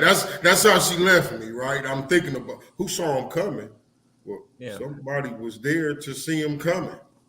And I think in my household, my mother tried to, in a single family household, to help us think critically. When I first went to school, and they said Christopher Columbus discovered America, and I say, wait a minute, they just said somebody was here already. How can I'm asking myself these questions because of what I'm They got to taught him how to home. live off the land. But they But now, said they get ready to sit down with somebody and eat. Nobody here. How can you discover something when somebody's already here? how many of these kids can go home with their parents and have these conversations? A lot of their Exactly. parents don't know or they're not available. Close that door. Right, they Let my at work. weed out. Hold on. Wait, this, by the way, he Or explained they it to at me. work. You Right. know, Or they're working. we live in the time of women bragging about being 2-job and 3-job shorty. You know what I'm saying? Right. So if you working 3 jobs because there's no man in the house, who's raising your child? Who's making sure they doing their homework? Who's Megan Thee you Stallion and know, Tory so Lane. exactly. Right. And Grand Theft Auto, you right, Vince. I'm gonna go play it tonight. I just got it on next gen, me and my son. So I can explain every part of it to him. Yep. She said I got people revved up. I hope so. I hope people get pissed off and do something because don't nothing make people get up off their ass like anger. And I always tell people, you got to figure out what's worse, being pissed off or pissed on. Because right now we get pissed on a lot, right? So I'd rather be pissed off than pissed on. I don't know about y'all. Yeah. Listen, man, it's patient said the parents went to MPS. It's 10 o'clock, y'all. I gotta shut it down. We'll be back Wednesday. Vince, you can come back. Jazz, you can come back. Courtney, Juice Lady, come on. Patience, you can come on. Everybody can come on. I want these conversations to get hot like this. It should right? be. And because if you got something to say, you can say it as long as you say it the right way. And as long as you go about, because it's all about respect for me. Like you could disagree with me all you want until you get to disrespecting me. Then I'm be like, hold on, this shit's over. So Mama Jenkins said he's not a problem child, but I don't like what I'm seeing. I'm a product of MPS, and we had books, not computer paper. See you Wednesday, Courtney. Yes, we will be live Wednesday. We will be live. It will be Outlaw Radio once again. Vince is running for that first district spot. We want to help him bring it home. If you live in the first district, you got to support this brother. But Jazz is running too. If you like what Jazz is saying, vote for Jazzy. You know what I'm saying? But the most important thing is that we vote for who has our best interests at heart, and vote for somebody you know about that you can identify with instead of just voting for any. I just voted for a motherfucker, just wrote his name in because he's a Democrat. No, be able to say I voted for this or I voted for Jasmine for this. And if you can articulate it, we'll be okay, man. We'll be okay, man. It takes the teamwork to make the dream work. And like I always say, it's gonna all come together like butt cheeks. Y'all see my brothers in the community, please support them. Support Rail with his books. Support Kamar with Nature's Nature Herbs and Supplements, man. Y'all have a good time. Enjoy y'all Kwanzaa. But fuck Karanga. It is what it is. Peace and love, man. Just make sure you're one of the people who contributes to the community instead of always criticizing it. Because if that's what you do, then your ass is a coon. I will see y'all Wednesday night, man. Peace and love. Coon.